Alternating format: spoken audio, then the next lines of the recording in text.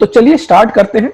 हम कुछ बेसिक बातों से स्टार्ट करेंगे और धीरे धीरे जो अपने एडवांस प्रोविजंस है इनकम टैक्स के अंदर वो कवर करेंगे। हो सकता है आप में से कुछ लोग ऐसे हों जो इन बेसिक प्रोविजंस को अच्छे से जानते हो, जिनको इन बेसिक प्रोविजंस की अच्छे से क्लियरिटी हो, लेकिन उसके बावजूद भी हो सकता है बहुत सारे ऐसे मेंबर्स हो सकते हैं जिन्होंने फर्स्ट टाइम जो है इनकम टैक्स को स्टडी करना स्टार्ट किया है। तो उनके लिए हमारे लिए जो है बेसिक प्रोविजंस को कवर करना जरूरी हो जाता है। दूसरी बात, जब भी आप इनकम टैक्स को प्रैक्टिकली अप्लाई करना चाहते हैं तो मेरा मानना है कि जो थ्योरेटिकल प्रोविजंस हैं उनको आप अच्छे से रीड करें। अगेन, जो आपकी रीडिंग हैबिट है, अगर आप अच्छे से रीड करेंगे तो मोस्ट ऑफ द प्रॉब्लम्स आपकी अपने आप ही सॉल्व होना स्टार्ट हो जाएगी। क्योंकि मैंने अक्सर देखा है बहुत सारे जो लोग हैं वो रीडिंग नहीं करते हैं और जिसकी वजह से उनको जैसे ही कोई प्रॉब्लम आती है वो उसको पूछना स्टार्ट कर देते हैं। देखिए, अगर आप रीडिंग करेंगे तो हो सकता है मोस्ट ऑफ दी जो प्रॉब्लम्स है आपकी अपने आप सोल्व हो जाए। जो हम धीरे धीरे सेशन कवर करेंगे आप अपने आप ही देखेंगे बहुत सारी ऐसी बातें हैं जो आपको पता है, लेकिन आप जो रीडिंग है वो प्रॉपरली नहीं करते हैं, जिसकी वजह से आप कंफ्यूज हो जाते हैं।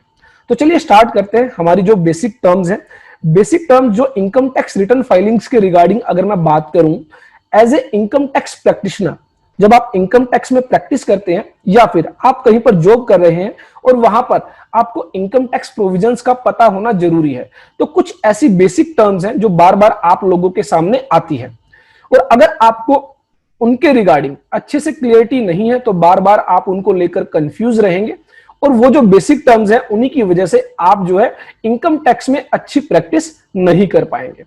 तो वो बेसिक टर्म्स जो है आपकी क्लियर होनी बहुत जरूरी है। तो स्टार्ट करते हैं। जैसा कि आप सबने देखा था, अकाउंटिंग में हम लोग क्या देखते हैं, अकाउंटिंग में हम लोग देखते हैं कि जो बुक्स ऑफ अकाउंट्स बनाए जाते हैं वो 1 अप्रैल से 31 मार्च तक के बुक्स ऑफ अकाउंट्स बनाए जाते हैं। जनरली जो अकाउंटिंग की जाती है वो 1 अप्रैल से स्टार्ट होती है, 31 मार्च को एंड होती है। 31 मार्च को जो बैलेंस शीट है, प्रॉफिट एंड लॉस अकाउंट है, कैश फ्लो स्टेटमेंट है, वो प्रिपेयर की जाती है। इसी को अकाउंटिंग ईयर कहा जाता है, इसी को फाइनेंशियल ईयर कहा जाता है। तो 1/4 फॉर एग्जांपल 1/4/2019 से हमारा जो है फाइनेंशियल ईयर स्टार्ट हुआ, 31 मार्च 2020 को हमारा फाइनेंशियल ईयर एंड होता है, जिसको बेसिकली कहा जाता है फाइनेंशियल ईयर 2019-20। तो अब बात आती है कि जब बुक्स ऑफ अकाउंट्स बनाए जाते हैं, अकाउंटिंग की जाती है, in the end of the year हमें यह पता चलता है कि हमने कितना प्रॉफिट अर्न किया या फिर कितना लॉस इनकर किया। Mid of the year, during the year हमें यह पता लगाना मुश्किल हो जाता है कि हमें प्रॉफिट हो रहा है या फिर लॉस हो रहा है। तो इसी तरह इनकम टैक्स एक्ट के अंदर भी जो है, जो इनकम पर जो टैक्स लगाया जाता है, इनकम पर जो टैक्स लगाया जाता है उसके लिए जो सबसे इंपॉर्टेंट एलिमेंट है वो आपका इनकम एलिमेंट है, क्योंकि इनकम पर ही टैक्स लगाया जाता है। जब तक आपको सही सही इनकम का नहीं पता होगा तो आप सही सही टैक्स पे नहीं कर पाएंगे। तो इसके लिए सबसे पहले जरूरी है कि सही सही इनकम टैक्स की कैलकुलेशन की जाए। अब बात आती है कि इनकम टैक्स की सही सही कैलकुलेशन कैसे की जाती है। तो अगेन, अगर आप ड्यूरिंग द ईयर साल भर में जो पैसा कमा रहे हैं, जो इनकम अर्न कर रहे हैं, वो अगर आप during the year he calculation करेंगे तो वो 100% आपकी जो है रॉन्ग कैलकुलेशन होगी, गलत कैलकुलेशन होगी। इसके लिए एक कट ऑफ डेट का होना जरूरी है। कट ऑफ डेट मींस एक ऐसी डेट जहां तक की इनकम आपकी कंप्यूट की जाएगी और उस इनकम पर आपसे टैक्स लिया जाएगा। तो इसलिए मान लीजिए फाइनेंशियल ईयर 1 अप्रैल 2019 से स्टार्ट होता है और 31 मार्च 2020 को एंड होता है, तो हमारा इनकम टैक्स कहता है कि आप 1 अप्रैल 2019 से लेकर 31 मार्च 2020 तक की जितनी भी इनकम आपने अर्न की है, जितना भी पैसा आपने कमाया है ड्यूरिंग द ईयर, उसको आप कैलकुलेट कर लीजिए और उसका जो इनकम टैक्स है वो आप नेक्स्ट ईयर में पे कर दीजिए। तो हमारे एग्जाम्पल में अगर मैं बात करूं 1/4/2019 से लेकर 31 मार्च 2020 तक, हम यहां तक जो भी पैसा अर्न करेंगे इस पीरियड से लेकर इस पीरियड के बीच, उसका टैक्स हम पे करेंगे नेक्स्ट ईयर में। तो इस ईयर को, जिस ईयर में इनकम अर्न की जाती है, इसको कहा जाता है income year. That means the year in which you are earning the income. और जिस ईयर में हम इस इनकम पर टैक्स पे करते हैं उसको कहा जाता है टैक्स ईयर। तो ध्यान रखें कि जो भी आप इनकम अर्न करते हैं, जो भी आप पैसा कमाते हैं, वो साल भर आप पैसा कमाते हैं और उस पर इनकम टैक्स कब पे करते हैं? In the next year. अब टेक्निकली इनकम टैक्स के अंदर इन दोनों कॉन्सेप्ट को, इनकम ईयर को और टैक्स ईयर को, अलग अलग नाम दिया गया। टैक्स ईयर को नाम दिया गया असेसमेंट ईयर और इनकम ईयर को नाम दिया गया previous year. That means previous year में आप जो पैसा कमाएंगे, जो इनकम अर्न करेंगे, उस पर आप टैक्स पे करेंगे असेसमेंट ईयर पर। और यह जो असेसमेंट ईयर होता है, यह प्रीवियस ईयर का जो नेक्स्ट ईयर है वो होता है। अगर मैं बात करूं फाइनेंशियल ईयर, अगर मैं बात करूं इनकम ईयर, अगर मैं बात करूं प्रीवियस ईयर 2019-20 की, तो इसका मतलब है 1 अप्रैल 2019 से लेकर 31 मार्च 2020 तक। इस पर मैं टैक्स पे करता हूं इन द नेक्स्ट ईयर, जो आपका होता है असेसमेंट ईयर 2020-21। तो नेक्स्ट ईयर को इनकम टैक्स के अंदर कहा गया असेसमेंट ईयर, जिस ईयर में आप टैक्स पे करेंगे, और जिस ईयर में आप इनकम अर्न करेंगे उसको कहा गया प्रीवियस ईयर। अच्छा, मान लीजिए हम यह जो प्रीवियस ईयर है हमारा, यह जो फाइनेंशियल ईयर है, जो 1/4/2020 से स्टार्ट होगा और 31 मार्च 2021 को एंड होगा, हम इसमें भी तो इनकम अर्न करेंगे, यहां पर भी तो हम पैसा कमाएंगे इस साल में भी तो इसका टैक्स हम कब पे करेंगे? इसका टैक्स हम पे करेंगे नेक्स्ट ईयर। तो वो नेक्स्ट ईयर कौन सा होगा? 2021-22। तो इस 2021-22 के लिए हमारा प्रीवियस ईयर होगा 2020-21 और असेसमेंट ईयर होगा 2021-22। इसका मतलब क्या है कि 2020-21 में हम जो पैसा कमाएंगे, हम जो इनकम अर्न करेंगे, उस पर हम टैक्स देंगे नेक्स्ट ईयर 2021-22 में, जिसको कि असेसमेंट ईयर 2021-22 कहा गया है।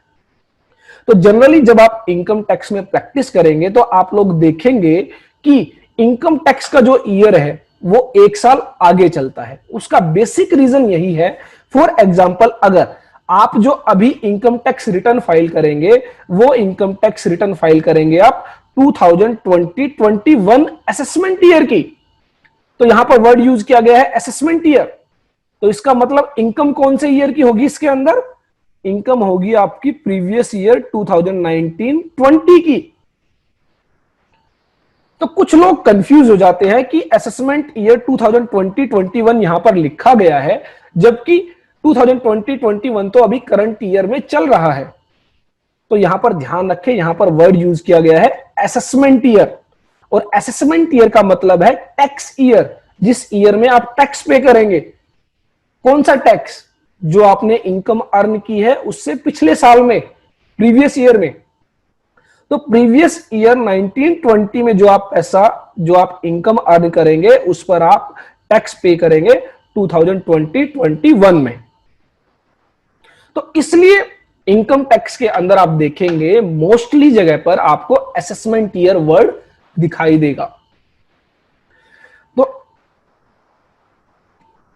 यहां पर ध्यान रखें कि जो आपका इनकम ईयर होता है, जिसमें आप इनकम अर्न करते हैं, उसको कहा जाता है प्रीवियस ईयर या फिर फाइनेंशियल ईयर, जिसमें आपने इनकम अर्न की है।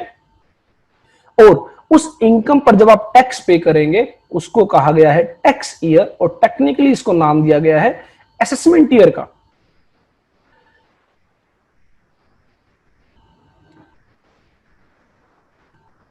For the purpose of this act, previous year means the financial year immediately preceding the assessment year.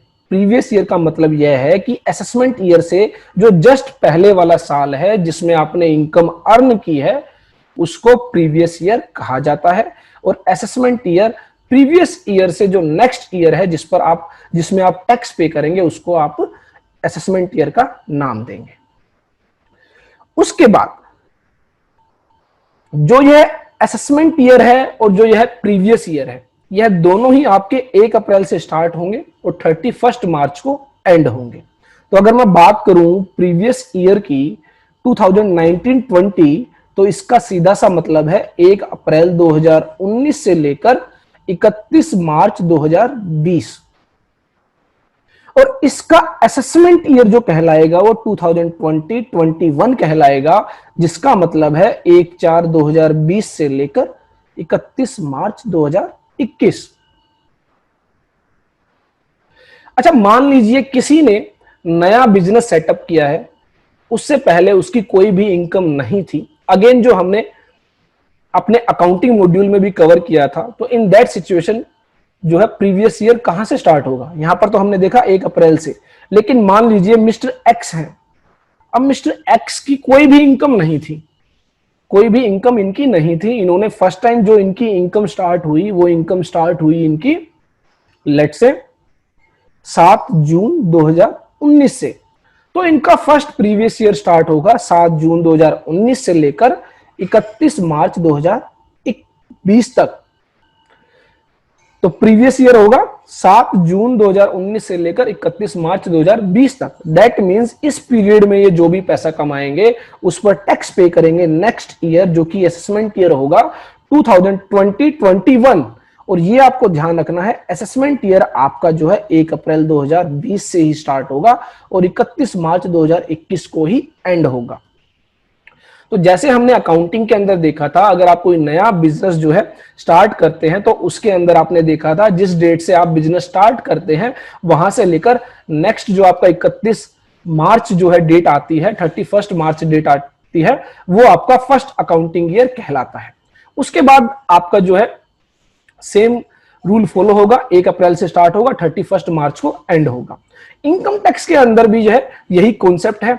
इसमें सिर्फ आपको ध्यान रखना है, यहां पर बिजनेस की बजाय आपको यह देखना है कि आपकी जो फर्स्ट इनकम है वो किस डेट से स्टार्ट हो रही है। मान लीजिए मिस्टर एक्स है, ये कोई बिजनेस नहीं करते हैं, ये जॉब करते हैं, और इनकी जो जॉब है वो 1 जुलाई से स्टार्ट होती है। इससे पहले इनकी कोई भी इनकम नहीं है, तो ऐसे में इनका फर्स्ट प्रीवियस ईयर 1 जुलाई से लेकर 31 मार्च तक का रहेगा।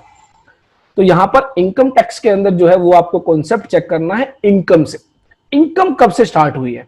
अगर इनकम 1 अप्रैल से पहले से ही स्टार्ट हो रखी है तो आप 1 अप्रैल से स्टार्ट करेंगे प्रीवियस ईयर को, और अगर during the previous year start हुई है, उससे पहले कोई इनकम नहीं थी, तो जिस डेट से इनकम स्टार्ट होती है उस डेट से लेकर 31 मार्च तक का जो है आपका प्रीवियस ईयर जो है वो रहेगा। The first previous year commences on the date of setting of business profession और the date on which the source of income newly comes into existence. तो अगर आप बिजनेस प्रोफेशन रन कर रहे हैं तो जिस डेट से बिजनेस प्रोफेशन स्टार्ट होगा, और अगर आप सैलरीड पर्सन है या फिर अदर सोर्सेज से आपकी इनकम है या फिर हाउस प्रॉपर्टी से आपकी इनकम है, तो दैट मींस जहां से भी आपका इनकम सोर्स जो है अराइज होता है वहां से लेकर ends on the immediately following 31 मार्च। जो भी 31 मार्च आएगा वहां पर आपका जो है फर्स्ट प्रीवियस ईयर एंड हो जाएगा। ध्यान रखें, प्रीवियस ईयर जो है वो हमेशा 12 महीने का रहेगा, ना 12 महीने से कम का होगा, ना 12 महीने से ज्यादा का होगा। हाँ, फर्स्ट केस जहां पर आपका जो है न्यूली सेटअप बिजनेस है या फिर आपकी जो इनकम है फर्स्ट टाइम एग्जिस्टेंस में आती है, वहां से लेकर 31 मार्च तक रहता है। अदरवाइज 12 महीने का पीरियड होगा, 12 महीने से कम का भी नहीं होगा और 12 महीने से ज्यादा का भी नहीं होगा। The first previous year is a period of 12 months और लेस देन 12 मंथ्स। तो फर्स्ट प्रीवियस ईयर आपका 12 महीने से कम का हो सकता है। It can never exceed 12 months, और यह 12 महीने से ज्यादा का कभी भी नहीं होगा।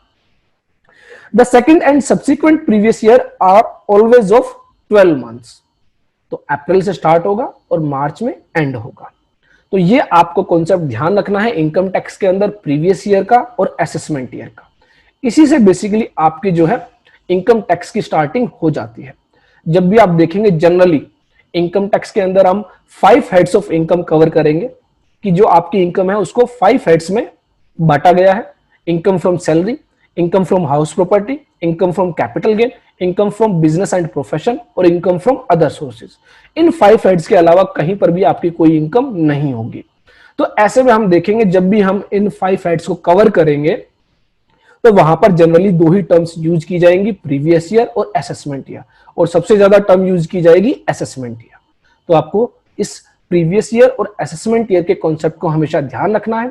जब भी कोई व्यक्ति आपके पास इनकम टैक्स रिटर्न फाइल करने के लिए आता है या आप अपनी रिटर्न फाइल कर रहे हैं, तो ऐसे में जो सबसे पहला सवाल होता है कि सर कौन से पीरियड के लिए आप इनकम टैक्स रिटर्न फाइल करना चाहते हैं। तो ऐसे में सामने वाला जो व्यक्ति है, सामने वाला जो बंदा है, वो जनरली आपको बताता है फाइनेंशियल ईयर, जिस ईयर में उसने इनकम अर्न की है। तो उसके अकॉर्डिंगली आपको देखना होगा उसका असेसमेंट ईयर कौन सा है, और उस असेसमेंट ईयर के ही अकॉर्डिंग आपको जो है उसकी इनकम टैक्स रिटर्न फाइल करनी होगी। बहुत बार देखा गया है कि लोग आपके सामने आते हैं और कहते हैं कि सर मुझे 3 साल की इनकम टैक्स रिटर्न फाइल करनी है। तो यह कैसे पता चलेगा कि हम 3 साल की इनकम टैक्स रिटर्न फाइल कर सकते हैं या नहीं कर सकते हैं? तो अगेन यही सवाल आपके असेसमेंट ईयर से निकल कर आएगा। इसका जवाब जो है वो आपके असेसमेंट ईयर से निकल कर आएगा। किसी भी पॉइंट ऑफ टाइम पे आप ध्यान रखें, आप एक ही इनकम टैक्स रिटर्न फाइल कर सकते हैं। हाँ, कुछ केसेस में ऐसा हो सकता है कि आप एक साथ 2 इनकम टैक्स रिटर्न फाइल कर सकते हैं 2 साल की, लेकिन आज की डेट में आप 2 साल से ज्यादा की इनकम टैक्स रिटर्न एक साथ फाइल नहीं कर सकते हैं किसी भी एक व्यक्ति की। अगर मैं बात करूं फाइनेंशियल ईयर 1920 जो कि अभी एंड हुआ है, आप इसकी रिटर्न फाइल करेंगे। 30 नवंबर आज की जो डेट है वो रखी गई है, जो कोविड-19 लॉकडाउन की वजह से जो है डेट एक्सटेंड की गई। 30 नवंबर तक आपको जो है रिटर्न फाइल करनी है फाइनेंशियल ईयर 1920 की, दैट मींस प्रीवियस ईयर 1920 की। तो अगेन असेसमेंट ईयर 2020-21 हो जाता है फाइनेंशियल ईयर 1920 के लिए। अब उसके अलावा आप फाइनेंशियल ईयर 18-19 जिसका असेसमेंट ईयर होगा 1920, उसकी रिटर्न फाइल कर सकते हैं, जिसकी लास्ट डेट रखी गई है 31 अगस्त। तो आज की डेट में अगर मैं बात करूं, जिस डेट में हम इस बारे में बात कर रहे हैं, आप previous year 18-19 that means assessment year 1920 और previous year 1920 that means assessment year 2020-21, ये 2 ही इनकम टैक्स रिटर्न फाइल कर सकते हैं किसी भी एक व्यक्ति की। इससे पीछे की जो है आप कोई भी इनकम टैक्स रिटर्न फाइल नहीं कर सकते हैं। उसके बाद हम आगे बढ़ते हैं। हमारा एक कॉन्सेप्ट आता है इनकम टैक्स के अंदर रेजिडेंशियल स्टेटस का। देखिए जनरली अगर मैं बात करूं छोटी प्रैक्टिसेस के अंदर, जहां पर आप स्मॉल प्रैक्टिशनर्स हैं या फिर मीडियम प्रैक्टिशनर्स हैं, जहां पर जो आपके क्लाइंट्स हैं वो जनरली ऐसे क्लाइंट्स हैं जो ड्यूरिंग द ईयर पूरे साल भर इंडिया में ही रहते हैं, इंडिया से बाहर नहीं जाते हैं। तो ऐसे में आपके लिए रेजिडेंशियल स्टेटस का जो कॉन्सेप्ट है वो प्योरली थ्योरेटिकल हो जाता है। लेकिन जैसे ही आपके पास कुछ ऐसे क्लाइंट्स आते हैं जिनकी विजिट्स आउट ऑफ इंडिया रहती है, वो इंडिया से बाहर जाते रहते हैं, आते रहते हैं, फिर जाते रहते हैं, फिर आते रहते हैं, तो ऐसे में आपका यह जो रेजिडेंशियल स्टेटस का कॉन्सेप्ट है यह प्रैक्टिकल हो जाता है। रेजिडेंशियल स्टेटस का कॉन्सेप्ट क्या है, स्टार्ट करने से पहले इसका ब्रीफ थोड़ी सी बैकग्राउंड हम क्रिएट कर लेते हैं ताकि आपको अच्छे से समझ में आ सके। मान लीजिए एक व्यक्ति है जो इंडिया में रहता है। अब इंडियन गवर्नमेंट जो होती है वो इंडियन गवर्नमेंट को जो कंट्री चलाने के लिए, देश चलाने के लिए जो है पैसे की जरूरत होती है, और पैसा आपको पता है कहां से आता है, टैक्सेस से। टैक्स की कलेक्शन की जाती है और इससे ही पूरा देश जो है चलाया जाता है। अब एक ऐसा व्यक्ति है जो इंडिया में ही रहता है और एक ऐसा व्यक्ति है जो आउट ऑफ इंडिया रहता है, इंडिया से बाहर रहता है और इंडिया में आता ही नहीं है। तो आपके अकॉर्डिंग जो इंडियन गवर्नमेंट है उसको किससे ज्यादा टैक्स लेना चाहिए? जो इंडिया में रह रहा है, इंडिया की सर्विस कंज्यूम कर रहा है, इंडिया का इंफ्रास्ट्रक्चर जो है उसको कंज्यूम कर रहा है, रोड्स है रोड्स को यूज कर रहा है, इलेक्ट्रिसिटी कंज्यूम कर रहा है, और हॉस्पिटल्स की जो फैसिलिटीज है वो ले रहा है, और एक ऐसा व्यक्ति जो इंडिया से बाहर बैठा है, जो इंडिया में आता ही नहीं है, उससे ज्यादा टैक्स लेना चाहिए। तो आपके अकॉर्डिंग किससे टैक्स ज्यादा लेना चाहिए? मेरे अकॉर्डिंग जो व्यक्ति इंडिया में रह रहा है और इंडिया की सर्विसेज कंज्यूम कर रहा है उससे ज्यादा टैक्स लेना चाहिए, और जो व्यक्ति इंडिया के बाहर है उससे कम टैक्स लेना चाहिए। तो यही कॉन्सेप्ट है रेजिडेंशियल स्टेटस का। रेजिडेंशियल स्टेटस यह बताता है कि किसी व्यक्ति का इंडिया के अंदर कितना स्टे है, वो कितने समय इंडिया में रहा है, और उसके अकॉर्डिंग कौन कौन सी इनकम उसकी जो है टैक्सेबल होगी, जिस पर उसको टैक्स देना होगा, और कौन कौन सी इनकम ऐसी होगी जिस पर उसको टैक्स नहीं देना होगा। यह पता चलता है रेजिडेंशियल स्टेटस से। अगेन मैं आपको क्लियर कर देता हूं, अगर आपका क्लाइंट जो है साल भर इंडिया में ही है, इंडिया से बाहर जाता ही नहीं है, तो आपके लिए यह कॉन्सेप्ट प्योरली थ्योरेटिकल है, और अगर वह इंडिया से बाहर आता रहता है, जाता रहता है, तो ऐसे में आपके लिए यह कॉन्सेप्ट थोड़ा सा प्रैक्टिकली अप्लाई हो जाता है। तो चलिए स्टार्ट करते हैं। Residential status. रेजिडेंशियल स्टेटस जो है वो सबके लिए अलग अलग निकाला जाता है। फॉर एग्जांपल इंडिविजुअल के लिए अलग से निकाला जाता है, हिंदू अनडिवाइडेड फैमिली के लिए अलग से, पार्टनरशिप फर्म और कंपनीज के लिए जो है इसके प्रोविजंस अलग हैं, और यह आपको हर साल चेक करना होता है। जिस भी साल की आप इनकम टैक्स रिटर्न फाइल कर रहे हैं उस साल का जो है रेजिडेंशियल स्टेटस आपको चेक करना होगा, accordingly income tax return file करनी होगी। तो अगर मैं बात करूं एक इंडिविजुअल की, जो एक इंडिविजुअल है जो जॉब करता है या फिर बिजनेस रन करता है, प्रोप्राइटरशिप फर्म जो है उसने बना रखी है, प्रोप्राइटरशिप फर्म उसकी जो है वो उसमें बिजनेस रन कर रहा है, तो ऐसे में an individual is said to be resident. तो यहां पर दो कॉन्सेप्ट रखे गए, रेजिडेंट और नॉन रेजिडेंट। जो बंदा, जो व्यक्ति इंडिया में ज्यादा रहेगा उसको रेजिडेंट कहा जाएगा, और जो व्यक्ति इंडिया से बाहर रहेगा उसको नॉन रेजिडेंट कहा जाएगा। अब बात आती है कि यह कैसे पता चलेगा कि रेजिडेंट है या नॉन रेजिडेंट। उसके लिए आपको चेक करना होगा उसका स्टे, वो कितने समय इंडिया में रहा है। An individual is said to be resident, वो रेजिडेंट कहा जाएगा in India in any previous year. तो अगेन यहां पर आप देख रहे हैं वर्ड यूज किया गया है प्रीवियस ईयर, जो कि हमने अभी अभी डिस्कस किया था। Previous year means that year in which you are earning the income. जिस साल में आप इनकम अर्न कर रहे हैं उसी साल में आपका जो है स्टेटस देखा जाएगा, residential status. If he is in India in that year means in the previous year in which you are earning income. जिस साल की इनकम आपने अर्न की है, जिस साल की आप इनकम टैक्स रिटर्न फाइल करना चाहते हैं, फॉर ए पीरियड और periods amounting in all to 182 days और मोर। तो एक व्यक्ति रेजिडेंट कहलाएगा अगर वो इंडिया में 182 दिन या उससे ज्यादा रहा है। मान लीजिए मैं हूं, मेरा जो स्टे है इंडिया में वो 240 दिन है, मैं 240 दिन रहा, उसके बाद मैं बाहर चला गया, यूएस से चला गया, और उसके बाद वहां से नहीं आया। तो उस पर्टिकुलर ईयर के लिए, जिस ईयर में मैं 240 दिन रहा, मैं क्या कहलाऊंगा? Resident in India. अच्छा, मान लीजिए मैं 1 अप्रैल से हमारा जो है प्रीवियस ईयर स्टार्ट होता है, जैसा हमने डिस्कस किया। मान लीजिए 1 अप्रैल से लेकर 30 जून तक मैं इंडिया में रहा 90 दिन, और उसके बाद मैं आउट ऑफ इंडिया यूएस से चला जाता हूं, और 40 दिन बाद मैं फिर आता हूं, और 40 दिन आने के बाद मैं अगेन 100 डेज इंडिया में रहता हूं, 180 दिन, 100 डेज, 100 दिन मैं इंडिया में रहता हूं, और उसके बाद फिर यूएस से चला जाता हूं, और उसके बाद मैं आता ही नहीं हूं। तो यहां पर आपने देखा 1 अप्रैल से 30 जून तक मैं 90 दिन इंडिया में रहा, और उसके बाद मैं 40 दिन के लिए यूएस से चला गया, और उसके बाद मैं फिर से आया और फिर 100 डेज इंडिया में रहा। तो मेरा टोटल स्टे इंडिया में रहा 90 डेज प्लस 100 डेज, 190 डेज। तो ऐसे में मेरा स्टे जो है वो 182 दिन से ऊपर हो जाता है। तो मैं ऐसे में क्या कहलाऊंगा? Resident in India. तो आपको यह जो स्टे है यह इन टोटलिटी देखना है, कंटिन्यूएशन में चेक नहीं करना है कि आपको कंटिन्यू 180 डेज रहना है। आप 20 दिन के लिए रहते हैं, उसके बाद 10 दिन के लिए बाहर चले जाते हैं, फिर 25 दिन के लिए आते हैं, फिर 5 दिन के लिए बाहर चले जाते हैं, तो आपको टोटल स्टे चेक करना होगा। उसके अलावा एक और कंडीशन और बताई गई।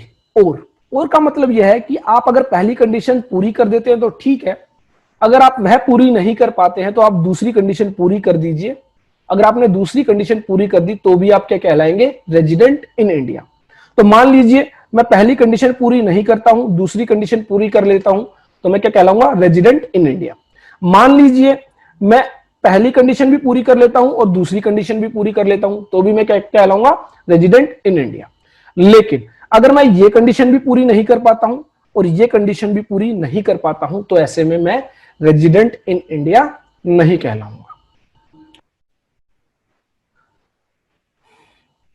अच्छा, मान लीजिए हम जो है प्रीवियस ईयर में 182 डेज से ज्यादा इंडिया में नहीं रहे। दैट मीन्स मेरा जो स्टे इंडिया में रहा वो 100 डेज का रहा।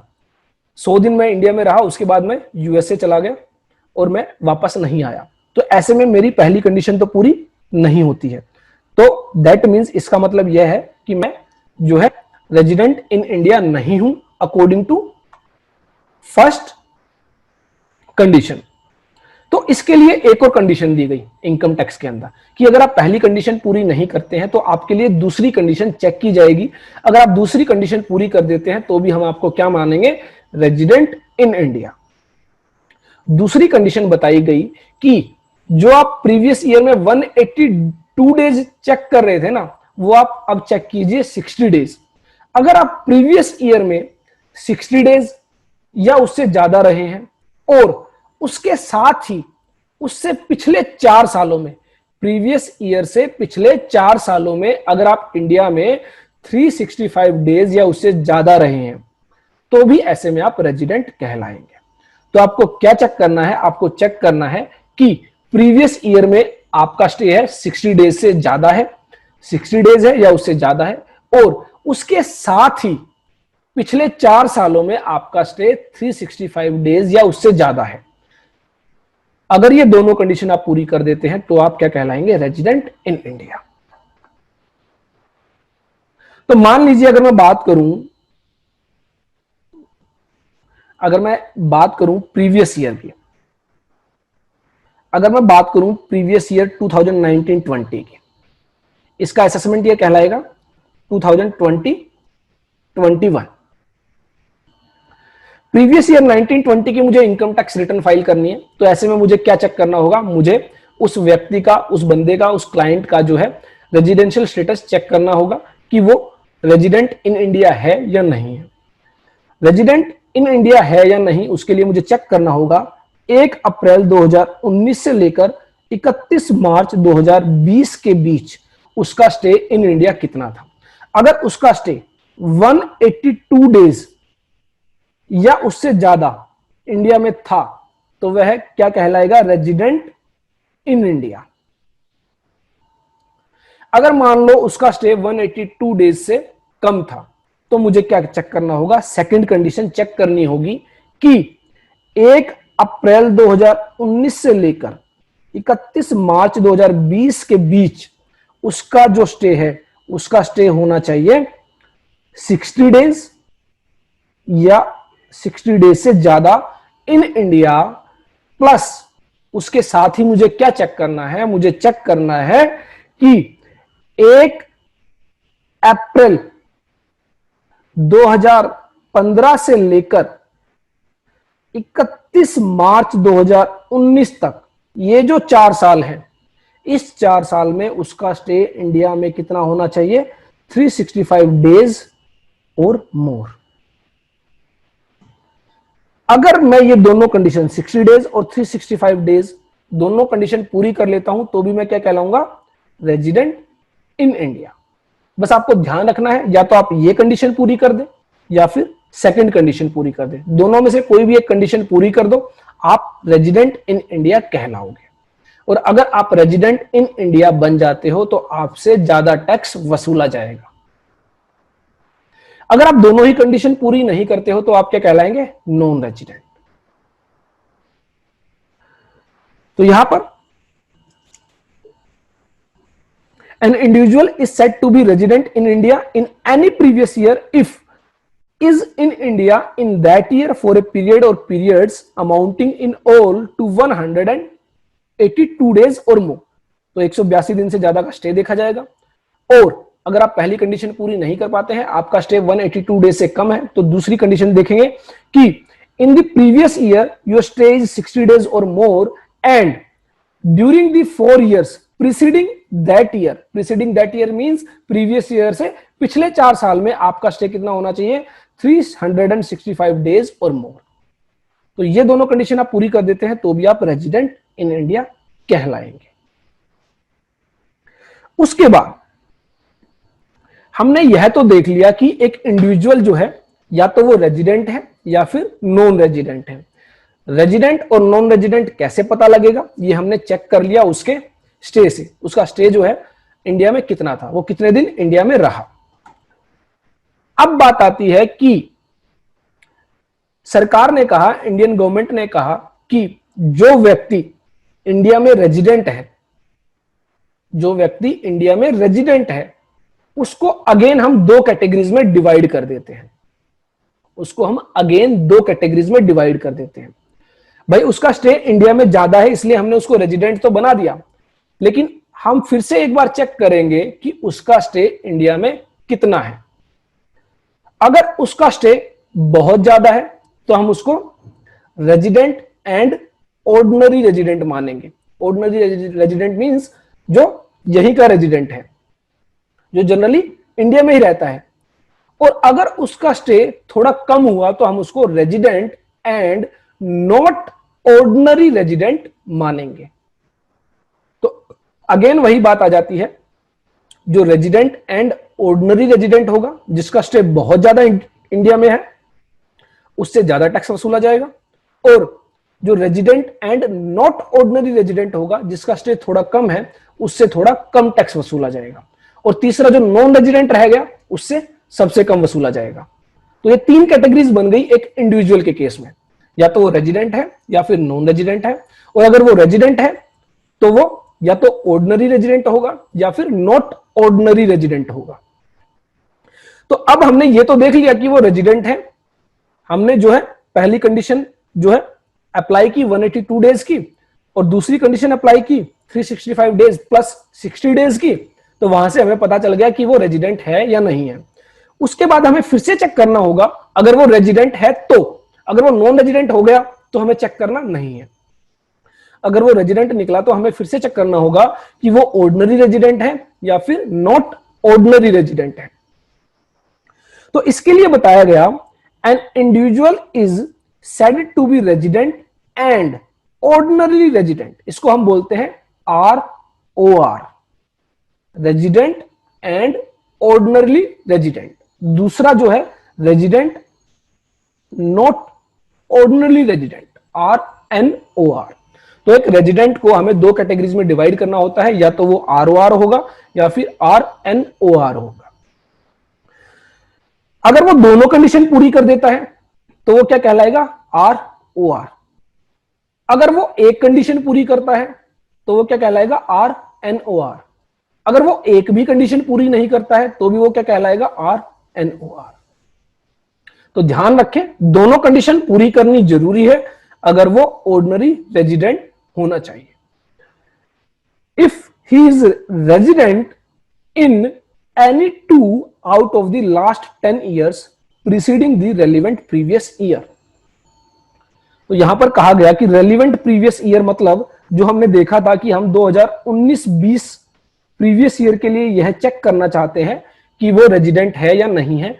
और अगर रेजिडेंट है तो कौन सा रेजिडेंट है, ROR है या फिर RNOR है।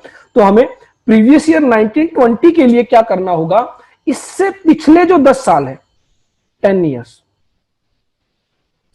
दैट मीन्स 2018-19, 2017-18, 2016-17, ऐसे करते हुए आप उसके पिछले 10 सालों में चले जाएंगे।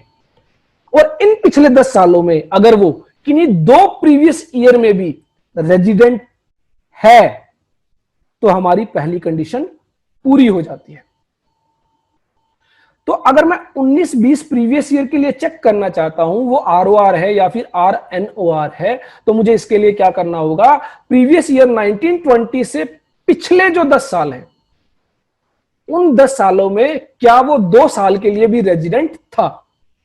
अगर वो था, 2 साल के लिए रेजिडेंट था, 2 से ज्यादा सालों के लिए रेजिडेंट था, तो मेरी पहली कंडीशन पूरी हो जाती है। अगर वो 2 साल से कम के लिए रेजिडेंट था, दैट मींस वो एक ही साल रेजिडेंट था पिछले 10 सालों में, या फिर रेजिडेंट था ही नहीं, तो मेरी पहली कंडीशन पूरी नहीं होती है और मुझे फिर दूसरी कंडीशन चेक करने की जरूरत ही नहीं है, क्योंकि अगर पहली कंडीशन पूरी नहीं होती है तो वो अपने आप क्या बन जाएगा, RNOR। तो पहली कंडीशन क्या है, प्रीवियस ईयर से पिछले 10 सालों में वो क्या होना चाहिए, 2 साल रेजिडेंट होना चाहिए। अब 2 साल रेजिडेंट होना चाहिए, इसका मतलब क्या है, रेजिडेंट होने के लिए अगेन मुझे क्या चेक करना होगा, मुझे चेक करना होगा कि जिस साल में मैं चेक कर रहा हूं उस साल में वो 182 डेज से ज्यादा इंडिया में था या नहीं। और अगर 182 डेज से ज्यादा नहीं था तो ऐसे में फिर से चेक करना होगा कि वो उस प्रीवियस ईयर में 60 डेज से ज्यादा और उससे पिछले 4 सालों में 365 डेज से ज्यादा था या नहीं। तो ये मुझे चेक करना होगा। अगर इस कंडीशंस को मैं पूरी कर देता हूं तो मैं रेजिडेंट कहलाता हूं। तो ये कंडीशन मुझे बार बार कहां अप्लाई करनी होगी, पिछले 10 सालों में अप्लाई करनी होगी। और अप्लाई करके क्या देखना होगा कि पिछले 10 सालों में वो 2 बार रेजिडेंट था या नहीं था। अच्छा, मान लो मैं पिछले 3 साल 18-19, 17-18 और 16-17 में मैंने चेक किया और वो इन 3 सालों में रेजिडेंट था, तो क्या मुझे पिछले 7 साल चेक करने होंगे? नहीं चेक करने होंगे, क्योंकि मेरी पहली कंडीशन 2 साल पूरी होते ही कंप्लीट हो जाती है, मेरी पहली कंडीशन पूरी हो जाती है। तो इसलिए मुझे जब तक चेक करते रहना है जब तक उसके 2 साल वो रेजिडेंट नहीं होता है। उसके बाद अगर वो 2 साल रेजिडेंट निकल आता है तो मुझे फिर से अगली कंडीशन चेक करनी होगी। कौन सी condition? His total stay in India in the last 7 years preceding the relevant previous year is 730 days और मोर। तो अगेन रेलिवेंट प्रीवियस ईयर कौन सा है मेरा? 19-20 का। 19-20 से पिछले 7 सालों में मेरा स्टे 730 डेज या उससे ज्यादा होना चाहिए। अगर मेरे ये दोनों कंडीशन पूरी हो जाती है तो मैं बन जाता हूं ROR। और अगर मेरी इन दोनों में से कोई भी एक कंडीशन पूरी नहीं होती है या दोनों कंडीशन पूरी नहीं होती है तो मैं बन जाता हूं RNOR। देखिए, हो सकता है आप यहां पर कुछ लोग कंफ्यूज हो रहे हो। मैं अगेन फिर से वही कह रहा हूं, रेजिडेंशियल स्टेटस का जो कॉन्सेप्ट है वो थ्योरेटिकल कॉन्सेप्ट है। उन लोगों के लिए जिनके क्लाइंट्स इंडिया में रहते हैं उनको रेजिडेंशियल स्टेटस चेक करने की जरूरत ही नहीं है। लेकिन जिनके क्लाइंट्स इंडिया से बाहर जाते रहते हैं और आते रहते हैं उनको रेजिडेंशियल स्टेटस चेक करना होता है। तो जो लोग कंफ्यूज हो रहे हैं, जिनको समझ में नहीं आ रहा है, वो लोग ज्यादा कंफ्यूज ना रहे। प्रैक्टिकली आपको ये जो रेजिडेंशियल स्टेटस का कॉन्सेप्ट है बहुत कम देखने को मिलेगा या फिर देखने को ही नहीं मिलेगा। तो एक बार यहां पर आप चेक कर लेते हैं कि जो इंडिविजुअल है वो रेजिडेंट है या नॉन रेजिडेंट है, और अगर वो रेजिडेंट है तो कौन सा रेजिडेंट है, ऑर्डिनरी रेजिडेंट है या फिर नॉट ऑर्डिनरी रेजिडेंट है। कौन कौन सी इनकम टैक्सेबल होगी वो हम आगे डिस्कस करेंगे। रेजिडेंट के केस में कौन सी इनकम टैक्सेबल होगी, नॉन रेजिडेंट के केस में कौन सी इनकम टैक्सेबल होगी, और रेजिडेंट अगर है तो ऑर्डिनरी रेजिडेंट में क्या फर्क आता है, नॉट ऑर्डिनरी रेजिडेंट में क्या फर्क आता है। उसके बाद बात करते हैं, अगर आपका क्लाइंट क्या है, हिंदू अनडिवाइडेड फैमिली है या फिर पार्टनरशिप फर्म है, तो ऐसे में बस आपको ज्यादा कुछ भी चेक नहीं करना है। आपको बस ये चेक करना है कि वो बिजनेस कंट्रोल कहां से हो रहा है, वो हिंदू अनडिवाइडेड फैमिली कंट्रोल कहां से हो रही है, उसके डिसीजंस कहां लिए जा रहे हैं। A Hindu undivided family, firm or other association of person is said to be resident in India in any previous year in every case except where during that year the control and management of its affair is situated wholly outside India। तो अगर जो HUF है वो 100% USA से control हो रही है, India में कुछ भी नहीं हो रहा है, यूएसए से कंट्रोल की जा रही है, यूएसए से मैनेजमेंट देखा जा रहा है, तो ऐसे में वो नॉन रेजिडेंट है। और अगर उसका एक डिसीजन भी इंडिया के अंदर ले लिया जाता है तो ऐसे में वो रेजिडेंट है। सेम चीज पार्टनरशिप फर्म में, अगर पार्टनरशिप फर्म के सभी पार्टनर्स आउट ऑफ इंडिया है और वहीं से उसको कंट्रोल कर रहे हैं, वहीं से उसको मैनेज कर रहे हैं, तो वो पार्टनरशिप फर्म नॉन रेजिडेंट है। और अगर उसका कोई भी एक पार्टनर इंडिया में है या उसका कोई डिसीजन या कंट्रोल मैनेजमेंट इंडिया के अंदर है तो वो रेजिडेंट है। Partnership firm, Hindu undivided family, association of person, body of individual, इनके केस में सिर्फ दो ही कॉन्सेप्ट है, नॉन रेजिडेंट और रेजिडेंट। इसमें जो है ऑर्डिनरी रेजिडेंट या नॉट ऑर्डिनरी रेजिडेंट का कॉन्सेप्ट नहीं रखा गया है। हाँ, सिर्फ एक हिंदू अनडिवाइडेड फैमिली में जो है ऑर्डिनरी रेजिडेंट और नॉट ऑर्डिनरी रेजिडेंट का कॉन्सेप्ट रखा गया है। तो पहले तो आपको हिंदू अनडिवाइडेड फैमिली के केस में यह चेक करना है रेजिडेंशियल स्टेटस क्या है। तो आपको क्या चेक करना होगा, उसका कंट्रोल और मैनेजमेंट। अगर कंट्रोल और मैनेजमेंट आउटसाइड इंडिया है कंप्लीटली तो वो नॉन रेजिडेंट है, एचयूएफ। अगर उसका कोई भी कंट्रोल या मैनेजमेंट इंडिया में है तो वो रेजिडेंट है। अगर वो एक बार रेजिडेंट हो जाती है हिंदू अनडिवाइडेड फैमिली तो फिर हम चेक करेंगे कि वो ऑर्डिनरी रेजिडेंट है या फिर नॉट ऑर्डिनरी रेजिडेंट। और ऑर्डिनरी और नॉट ऑर्डिनरी रेजिडेंट चेक करने के लिए हमें जो हिंदू अनडिवाइडेड फैमिली के अंदर एक कर्ता होता है, कर्ता मतलब जो मेन उस हिंदू अनडिवाइडेड फैमिली को चलाने वाला होता है। हिंदू अनडिवाइडेड फैमिली क्या होती है, हो सकता है अभी कुछ लोगों को ना पता हो, हम डिटेल में डिस्कस करेंगे आने वाले सेशंस में। अभी आप सिर्फ ध्यान रखें, हिंदू अनडिवाइडेड फैमिली के अंदर जो मेन बंदा होता है, जो मेन उसको चलाने वाला होता है, कर्ता होता है। और कर्ता के जो स्टे है, कर्ता का जो स्टे है इंडिया के अंदर, उसको हमें चेक करना होगा। किसके लिए, यह देखने के लिए कि जो हिंदू अनडिवाइडेड फैमिली है वो ऑर्डिनरी रेजिडेंट है या फिर नॉट ऑर्डिनरी रेजिडेंट है। तो ये जो दो कंडीशन हमने देखी थी, पिछले 10 सालों में 2 साल रेजिडेंट होना चाहिए और पिछले 7 सालों में 730 दिन या उससे ज्यादा का स्टे इंडिया में होना चाहिए। ये हम उस कर्ता का स्टे चेक करेंगे। अगर उस कर्ता का स्टे जो है ये दोनों कंडीशन पूरी कर देता है तो हिंदू अनडिवाइडेड फैमिली क्या कहलाएगी, ऑर्डिनरी रेजिडेंट। और अगर कर्ता का जो स्टे है जो इंडिया में वो ये दोनों कंडीशंस या कोई भी एक कंडीशंस पूरी नहीं करता है तो जो हिंदू अनडिवाइडेड फैमिली है वो क्या कहलाएगी, नॉट ऑर्डिनरी रेजिडेंट। तो ये रेजिडेंशियल स्टेटस का कॉन्सेप्ट था। बेसिकली स्टे के अकॉर्डिंग निकाला जाता है कि रेजिडेंट है या फिर नॉट रेजिडेंट है। और partnership firm, association of person, body of individuals और कंपनी, इनके केसेस में जो है ऑर्डिनरी रेजिडेंट और नॉट ऑर्डिनरी रेजिडेंट का कॉन्सेप्ट नहीं होता है। सिर्फ दो ही कॉन्सेप्ट होते हैं, नॉन रेजिडेंट और रेजिडेंट। और वो भी चेक किया जाता है कंट्रोल और मैनेजमेंट से। अगर कंट्रोल और मैनेजमेंट 100% आउट ऑफ इंडिया है तो वो नॉन रेजिडेंट है। अगर थोड़ा सा भी कंट्रोल या मैनेजमेंट इंडिया में है तो वो रेजिडेंट है।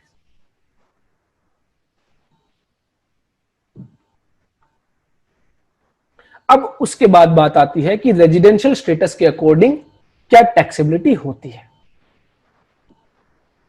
अगेन मैंने आपको बताया, कोई व्यक्ति इंडिया में रहता है, इंडिया में ही कमाता है, इंडिया का इंफ्रास्ट्रक्चर यूज करता है, इंडिया के हॉस्पिटल्स यूज करता है, इंडिया के रोड्स यूज करता है, तो ऐसे में जो इंडियन गवर्नमेंट है उस व्यक्ति से जो है ज्यादा टैक्स वसूलेगी। और कोई व्यक्ति जो आउट ऑफ इंडिया रहता है उससे कम टैक्स वसूलेगी। तो इसके रिगार्डिंग जो है, जो बेसिकली इनकम टैक्स लॉ में दिया गया है वो ये दिया गया है कि जो भी व्यक्ति इंडिया में है और रेजिडेंट है, और कौन सा रेजिडेंट, ऑर्डिनरी रेजिडेंट है, दैट मींस वो ऑर्डिनरी जनरली इंडिया में ही रहता है, तो ऐसे में उसकी सारी की सारी इनकम जो है इंडिया में टैक्सेबल होगी। सारी की सारी इनकम मतलब जो वो इंडिया में कमा रहा है उस पर तो इंडिया में टैक्स देगा ही देगा, लेकिन वो जो आउट ऑफ इंडिया कमा रहा है उस पर भी इंडिया में टैक्स देगा। फॉर एग्जाम्पल मैं रेजिडेंट हूं, और कौन सा रेजिडेंट, ऑर्डिनरी रेजिडेंट। तो ऐसे में मैं जो इंडिया में जो पैसा कमा रहा हूं उस पर तो इंडिया में टैक्स दूंगा ही दूंगा। और मान लो मेरा एक बिजनेस यूएसए में है और उससे भी मेरे को प्रॉफिट हो रहा है, इनकम हो रही है, तो उस पर भी मैं टैक्स कहां दूंगा, इंडिया में दूंगा। तो यहां पर ध्यान रखें, in case of resident and ordinary resident, world income is taxable in India. World income का मतलब यह है कि आप पूरे वर्ल्ड में कहीं पर भी पैसा कमा रहे हो, कहीं पर भी इनकम अर्न कर रहे हो, उस पर इंडिया में टैक्स देना होगा। ऐसा क्यों? क्योंकि आप क्या है, रेजिडेंट हैं। और कौन से resident, ordinary resident, that mean जो जनरली इंडिया में ही रहता है। उसके बाद वो व्यक्ति आता है जो नॉन रेजिडेंट है। जो व्यक्ति नॉन रेजिडेंट है, जो आउट ऑफ इंडिया रहता है जनरली, तो उससे कहा गया कि आप जो इंडिया में जो इनकम अर्न करेंगे हम सिर्फ उसी पर टैक्स लेंगे, जो आप out of India income earn कर रहे हैं हम उस पर टैक्स नहीं लेंगे। ऐसा किस लिए कहा गया? ऐसा इसलिए कहा गया, अब मान लीजिए कोई व्यक्ति यूएसए में रहता है और वो सिर्फ 10 दिन के लिए इंडिया आता है। अब अगर मान लो उस पर यूएसए में जो वो इनकम अर्न कर रहा है उस पर भी टैक्स ले लिया जाए, तो क्या वो 10 दिन के लिए भी इंडिया आएगा? नहीं आएगा। और अगर इंडिया में नहीं आएगा तो क्या ऐसे में जो फॉरेन करेंसी इंडिया में आती है क्या वो आ पाएगी? नहीं आ पाएगी। तो इससे किसको नुकसान है? इंडियन गवर्नमेंट को नुकसान है, इंडिया को नुकसान है। तो इसलिए नॉन रेजिडेंट के केस में कहा गया कि जो बंदा इंडिया में रहता ही नहीं है जनरली, उससे हम सिर्फ उसी इनकम पर टैक्स लेंगे जो इंडिया में उसने कमाई है या जो इंडिया में रिसीव की है। तो यहां पर कहा गया ओनली इनकम अक्रू अराइज और received in India is taxable in India. तो जो भी इनकम वो इंडिया में कमाएगा या इंडिया में रिसीव करेगा हम सिर्फ उसी पर टैक्स लेंगे in case of non resident. अच्छा, इनकम टैक्स में एक कॉन्सेप्ट है डीम्ड इनकम का कॉन्सेप्ट। अक्रू और अराइज क्या होता है? पहले दो वर्ड्स को हम समझते हैं, अक्रू अराइज और रिसीव्ड। अक्रू अराइज का मतलब होता है कि कोई इनकम कहां से अराइज हो रही है, कहां पर अक्रू हो रही है, कहां पर ड्यू हो रही है, कहां पर उसका राइट है। फॉर एग्जाम्पल, मान लीजिए यूएसए का कोई बंदा इंडिया में आके जॉब करता है, इंडिया में आके जॉब कर रहा है, इंडियन कंपनी में जॉब कर रहा है, तो वो सर्विस किसको दे रहा है? इंडियन कंपनी को। और जो अपनी सैलरी है वो किससे ले रहा है? इंडियन कंपनी से। तो वो इंडिया में ही सर्विस दे रहा है और इंडिया से ही जो है इंडियन इनकम से ही सैलरी ले रहा है। तो ऐसे में वो इनकम क्या है? इनकम वो क्या है? Accrue arise in India. या फिर एक और एग्जांपल ले लीजिए, यूएसए का कोई बंदा इंडियन कंपनी को सर्विस दे रहा है इंडिया के अंदर, लेकिन इंडियन कंपनी क्या करती है, उसको सैलरी इंडिया में ना देके उसके यूएसए वाले अकाउंट में सीधा क्रेडिट कर देती है। तो ऐसे में वो क्या है? इनकम तो अक्रू अराइज इन इंडिया है लेकिन रिसीव्ड आउटसाइड इंडिया है। तो ऐसे में एक बार जब income accrue arise in India हो जाती है तो ऐसे में हमें यह चेक करने की जरूरत नहीं है कि वो कहां रिसीव की जा रही है। एक और एग्जांपल हो सकता है कि मान लीजिए कोई income accrue arise outside India है। मान लो कोई बंदा है, मिस्टर एक्स है, जो इंडिया में रहता है और वो यूएसए की किसी कंपनी को क्या करता है? सर्विस देता है, लेकिन जो पैसा है वो इंडिया में रिसीव कर रहा है, इंडियन अकाउंट में रिसीव कर रहा है इंडिया में रहते हुए। तो ऐसे में अक्रू अराइज आउटसाइड इंडिया है क्योंकि उसने सर्विस आउटसाइड इंडिया दी है, लेकिन रिसीव कहां है? रिसीव इन इंडिया है। तो आपको यह चेक करना है कि या तो अक्रू अराइज इन इंडिया हो या फिर रिसीव्ड इन इंडिया हो। तो ऐसे में वो क्या कहलाएगी? इंडियन इनकम कहलाएगी और उस पर कहां टैक्स देना होगा? इंडिया में टैक्स देना होगा।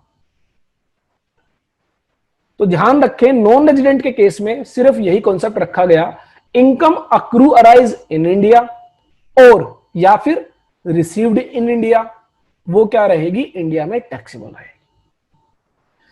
अब अक्रू अराइज इन इंडिया और रिसीव्ड इन इंडिया के रिगार्डिंग दो कॉन्सेप्ट और रखे गए। Deemed to be accrue arise in India, मतलब देखने में तो ऐसा लग रहा है कि वो इनकम इंडिया में अक्रू अराइज नहीं है, लेकिन हम उसको फिर भी क्या मान लेंगे? हम ये मान लेंगे वो इंडिया में अक्रू और अराइज है और ऐसे में उस पर डीम्ड इनकम मानते हुए उस पर इंडिया में ही टैक्स देना होगा। दूसरा कॉन्सेप्ट रखा गया, deemed to be received in India. Receive India से बाहर हो रही है लेकिन माना जाएगा इंडिया में रिसीव हो रही है। ये कुछ सिलेक्टेड केसेस में ही होगा। सेक्शन 7 और सेक्शन 9 इन दोनों में डील करते हैं, जहां पर यह बताया जाता है कौन कौन सी income deemed to be accrue arise in India मानी जाएगी और कौन सी income receive deemed to be received in India मानी जाएगी। ये सिर्फ स्पेशल इनकम या फिर मैं कहूं सिलेक्टेड इनकम उन्हीं केसेस में एप्लीकेबल होगा और इसके लिए हमें सेक्शन 7 और सेक्शन 9 रीड करना होगा। अगेन मैं आपको बता देता हूं, जनरली प्रैक्टिकली स्मॉल प्रैक्टिसेस में, मीडियम प्रैक्टिसेस में ये चीजें आपकी जो प्रैक्टिस में नहीं आती है। ये अगेन वही जिनके क्लाइंट्स आउट ऑफ इंडिया आते रहते हैं, जाते रहते हैं, उनके केसेस में ये जो प्रोविजंस है एप्लीकेबल होते हैं। तो ध्यान रखें, नॉन रेजिडेंट के केस में दो ही इनकम टैक्सेबल है, इनकम अक्रू और अराइज इन इंडिया और रिसीव्ड इन इंडिया। उसके अलावा और कोई इनकम जो है इंडिया में टैक्सेबल नहीं होगी, उस पर इंडिया में टैक्स नहीं देना होगा। अब एक कॉन्सेप्ट आ जाता है resident but not ordinary resident. हमने देखा था रेजिडेंट को दो कैटेगरीज में बांटा गया, आरओआर और आरएनओआर। तो आरओआर के केस में सारी की सारी ग्लोबली इनकम टैक्सेबल है, चाहे इंडिया में बैठ के पैसा कमाओ चाहे इंडिया से बाहर पैसा कमाओ, इंडिया में ही टैक्स देना होगा। लेकिन आरएनओआर में एक जो है छूट दी गई। वो छूट क्या दी गई कि इंडिया में जो पैसा कमाओगे उस पर तो टैक्स देना ही देना है। इंडिया में जो पैसा कमाओगे उस पर तो टैक्स देना ही देना है। इंडिया से बाहर जो पैसा कमाओगे उस पर टैक्स नहीं देना है, सिवाय एक केस में। क्या कहा मैंने? इंडिया में जो पैसा कमाओगे उस पर तो टैक्स देना ही देना है, लेकिन इंडिया से बाहर जो पैसा कमाओगे उस पर टैक्स नहीं देना है, सिवाय एक केस में। और वो केस है कि अगर आपका कोई बिजनेस आउटसाइड इंडिया है और उसका कनेक्शन इन इंडिया है। इनकम अक्रू और arising outside India having connection with India will also be taxable in India. इसका मतलब कि आप आउटसाइड इंडिया जो भी पैसा कमाओ उस पर टैक्स नहीं देना है। लेकिन अगर कोई ऐसा बिजनेस जो आप आउटसाइड इंडिया कर रहे हैं लेकिन उसका कोई कनेक्शन इंडिया से मिल जाता है, तो ऐसे में उस बिजनेस के रिगार्डिंग जो भी इनकम होगी उस पर आपको इंडिया में टैक्स देना होगा। यह रखा गया resident but not ordinary resident के केस में। तो आप सिंपली यहां पर देख सकते हैं तीनों में क्या क्या फर्क है। सीधा सीधा फर्क है, रेजिडेंट के केस में, ऑर्डिनरी रेजिडेंट के केस में सारी की सारी इनकम टैक्सेबल है, in India out of India. और नॉन रेजिडेंट के केस में जो है इन इंडिया वाली जो इनकम है वो टैक्सेबल होगी, आउट ऑफ इंडिया वाली इनकम टैक्सेबल नहीं होगी। और resident but not ordinary resident के केस में इंडिया वाली इनकम टैक्सेबल होगी, आउट ऑफ इंडिया वाली इनकम टैक्सेबल नहीं होगी, सिवाय एक इनकम को छोड़ के, वो है बिजनेस इनकम। जो आपने बाहर आउटसाइड इंडिया जो है एस्टैब्लिश कर रखा है जो बिजनेस, लेकिन उसका कनेक्शन कहां है? इंडिया में। कनेक्शन कैसे पता चलेगा? अगेन सेक्शन 7 और 9 हमें बताते हैं कि उसका कनेक्शन इंडिया से है या नहीं है। तो ये था रेजिडेंशियल स्टेटस का कॉन्सेप्ट। वो बेसिकली रेजिडेंशियल स्टेटस का कॉन्सेप्ट हमें सिर्फ ये बताता है कि कौन सी इनकम पर इंडिया में टैक्स देना होगा, कौन सी इनकम पर इंडिया में टैक्स नहीं देना होगा। और वो भी बेसिकली आपकी जो है इंडियन इनकम और आउट ऑफ इंडिया इनकम जो है उसी को कैटेगराइज करता है। अब हमने जो बात की थी 5 हेड्स की, income from salary, income from house property, income from capital gain, income from business and profession, income from other sources. अब जब हमें एक बार ये पता चल जाता है कि ये वाली इनकम जो है वो इंडिया में टैक्सेबल होगी, ये वाली इनकम आउट ऑफ इंडिया है, ये टैक्सेबल नहीं होगी, उसके बाद हम ये 5 हेड्स में उस इनकम को कैटेगराइज करते हैं। तो अभी तक हमने जितना डिस्कस किया रेजिडेंशियल स्टेटस और taxability of income on the basis of residential status, मैं अगेन आपको फिर से कह रहा हूं, ये 80%, 90%, 95% कॉन्सेप्ट आपके लिए थ्योरेटिकल रहेगा। सिर्फ कुछ ही केसेस में जहां पर जिनके क्लाइंट्स या वो खुद इंडिया से बाहर आते जाते रहते हैं और उनका स्टे जो है इंडिया में 182 डेज से कम या ज्यादा हो जाता है, तो ऐसे में ये जो कॉन्सेप्ट है पिक्चर में आते हैं।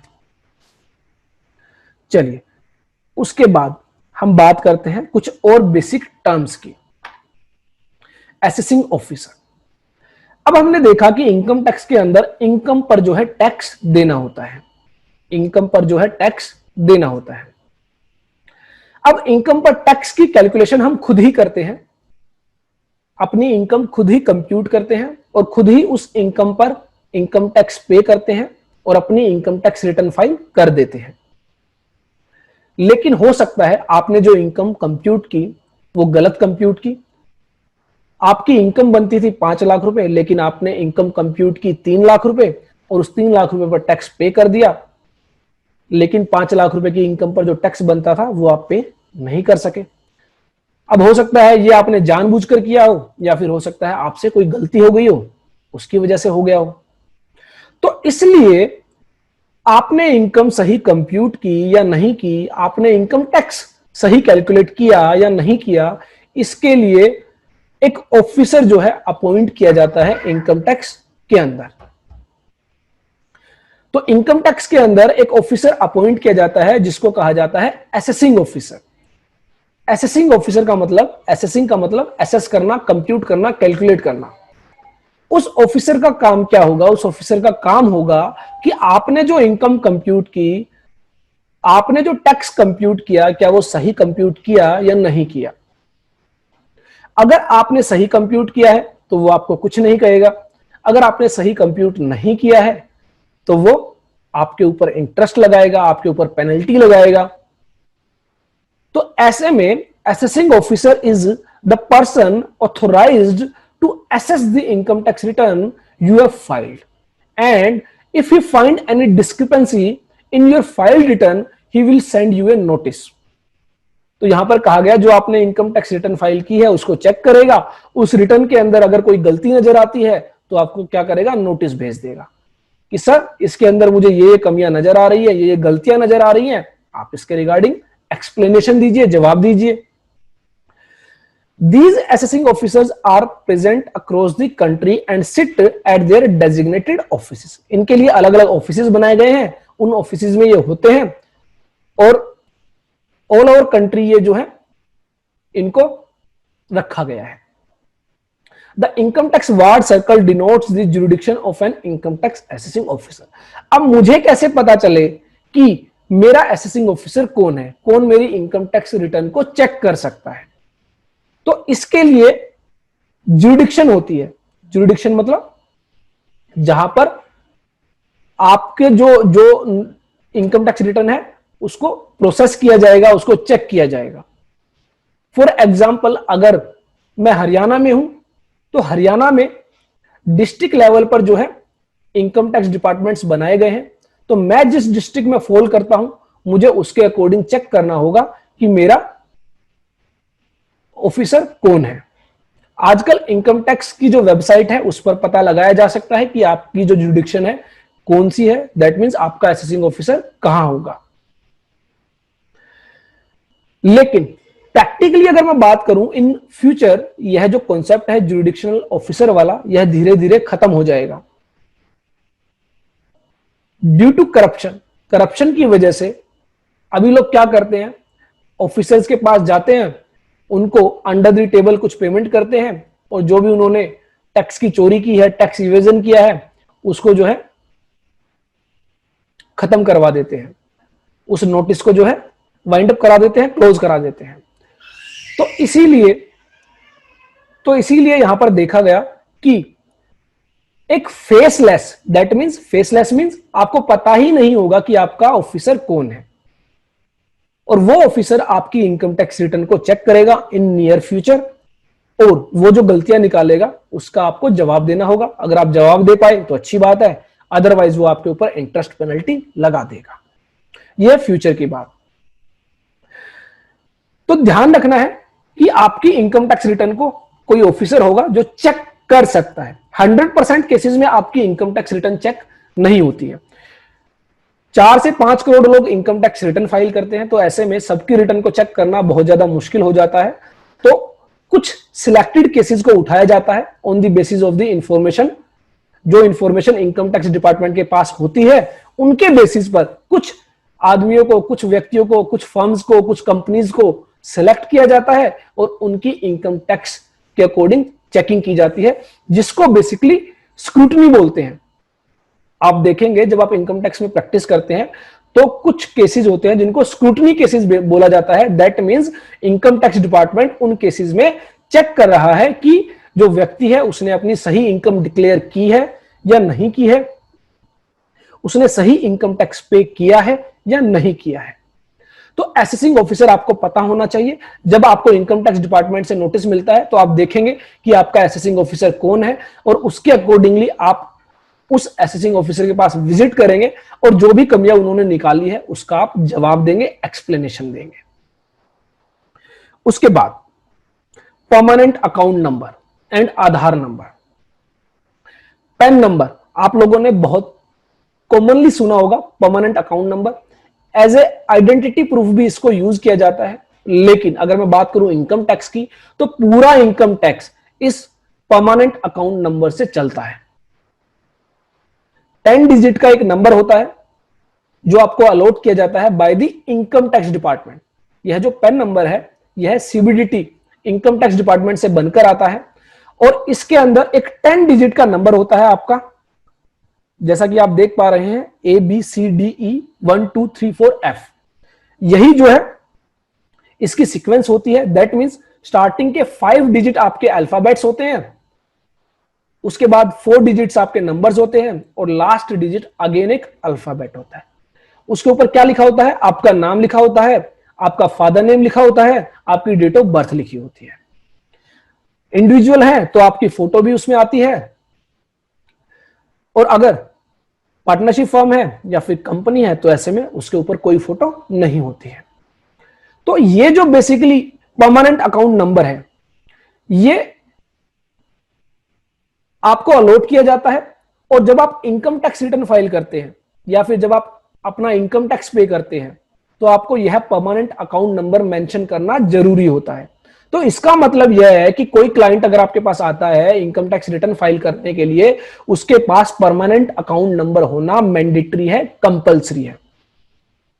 हालांकि रिसेंटली जो है एक नया प्रोविजन लाया गया था जिसमें कहा गया था कि आधार नंबर से भी आप इनकम टैक्स रिटर्न फाइल कर पाएंगे, लेकिन एज ऑन डेट आपको परमानेंट अकाउंट नंबर लेना जरूरी है अगर आप इनकम टैक्स रिटर्न फाइल करना चाहते हैं।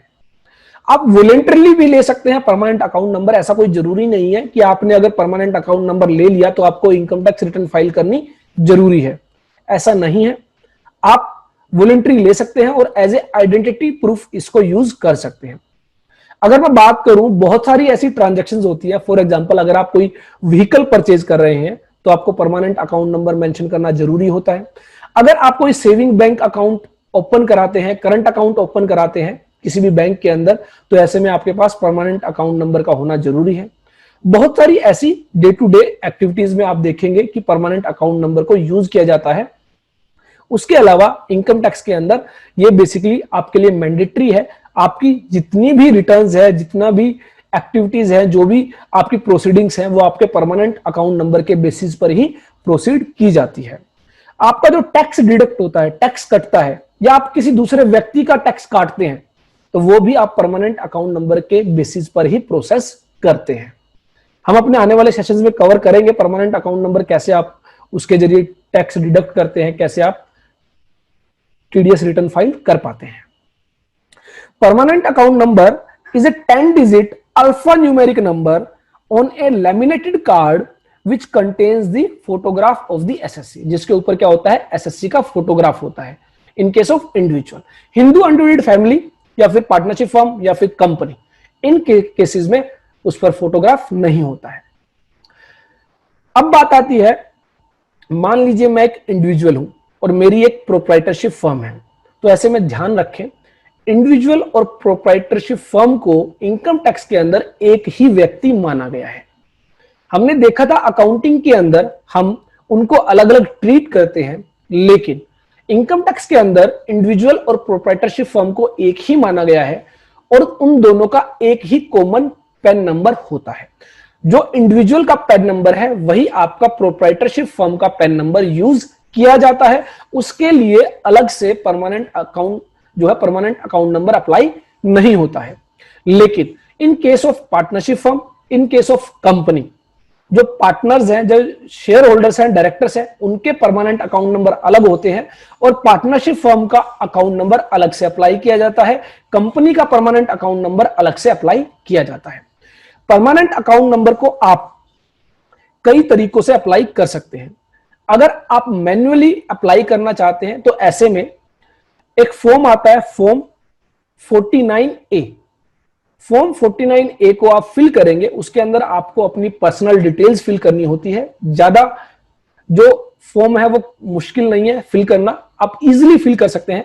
उसके अंदर आपको अपना नाम, date of birth, permanent address, residential address, office address, आपकी क्या इनकम है, जो है आधार नंबर जो है वो आपको फिल करना होता है और उसके बाद आपको क्या करना है, मैन्युअली केस में आपको एनएसडीएल सेंटर पर जाना है और वहां पर उसको सबमिट कराना है। उसके अंदर कुछ नॉमिनल सी फीस आपको पे करनी होती है, 104 रुपीज या 114 रुपीज, वो आप पे करते हैं और वहां से आपको एक एक्नॉलेजमेंट मिल जाती है। उस एक्नॉलेजमेंट के बेसिस पर आप चेक कर सकते हैं कि आपका परमानेंट अकाउंट नंबर अलॉट कर दिया गया है या नहीं कर दिया गया है, और 7 से 10 दिन या 15 दिन के अंदर आपका जो परमानेंट अकाउंट नंबर जो है, एक कार्ड होता है लैमिनेटेड कार्ड, वो आपका बनकर आपके दिए गए एड्रेस पर आ जाता है। ये तो था मैनुअल।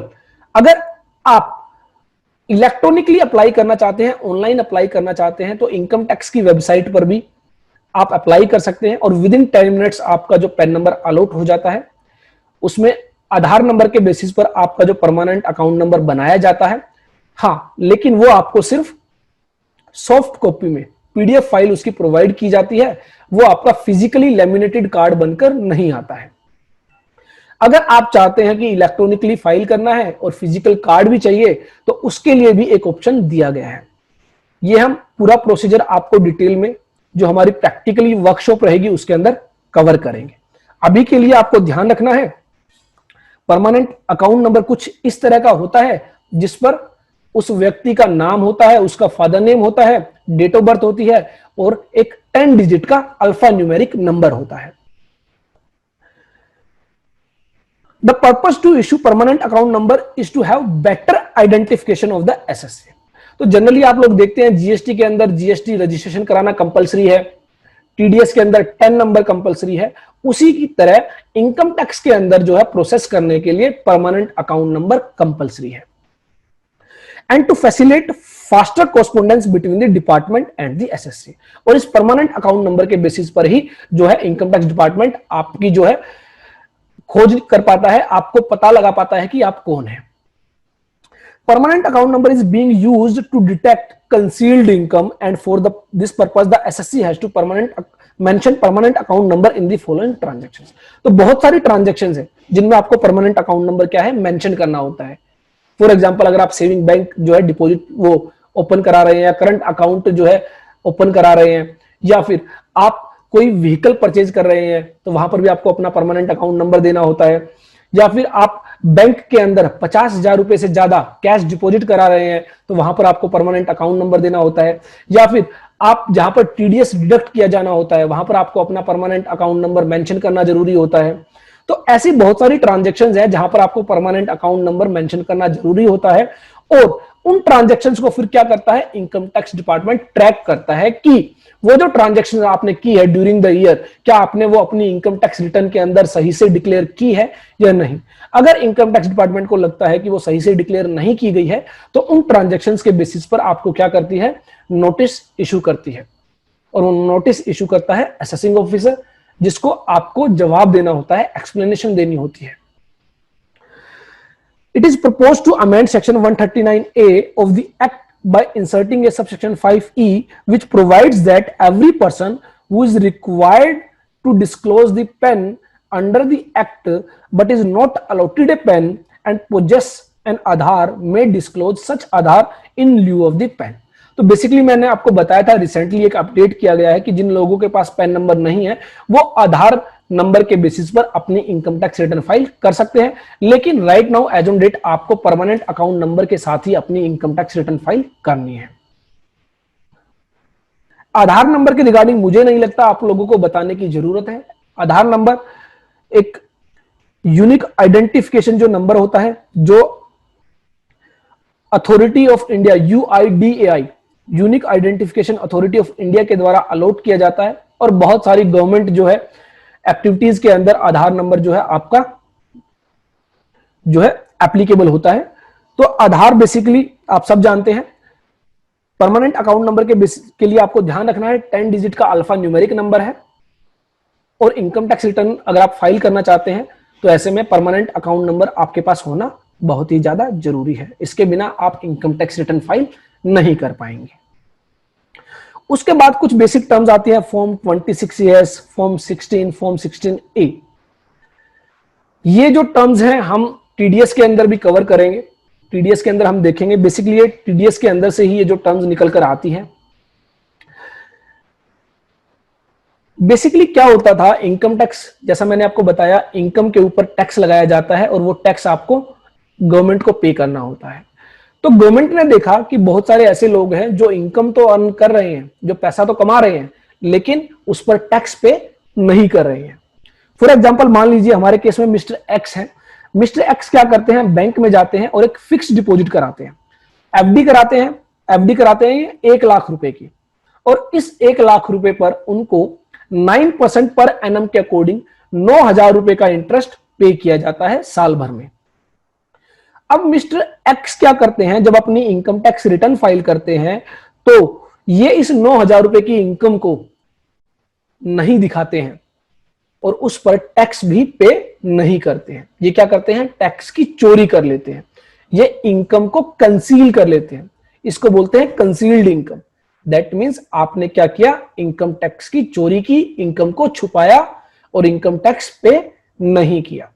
तो गवर्नमेंट ने देखा बहुत सारे केसेस में ऐसा हो रहा है जहां पर इनकम कंसील की जा रही है, छुपाई जा रही है, टैक्स पे नहीं किया जा रहा है। तो इसके लिए एक नया कॉन्सेप्ट लाया गया टीडीएस का, जिसको बोला गया टैक्स डिडक्शन एट सोर्स।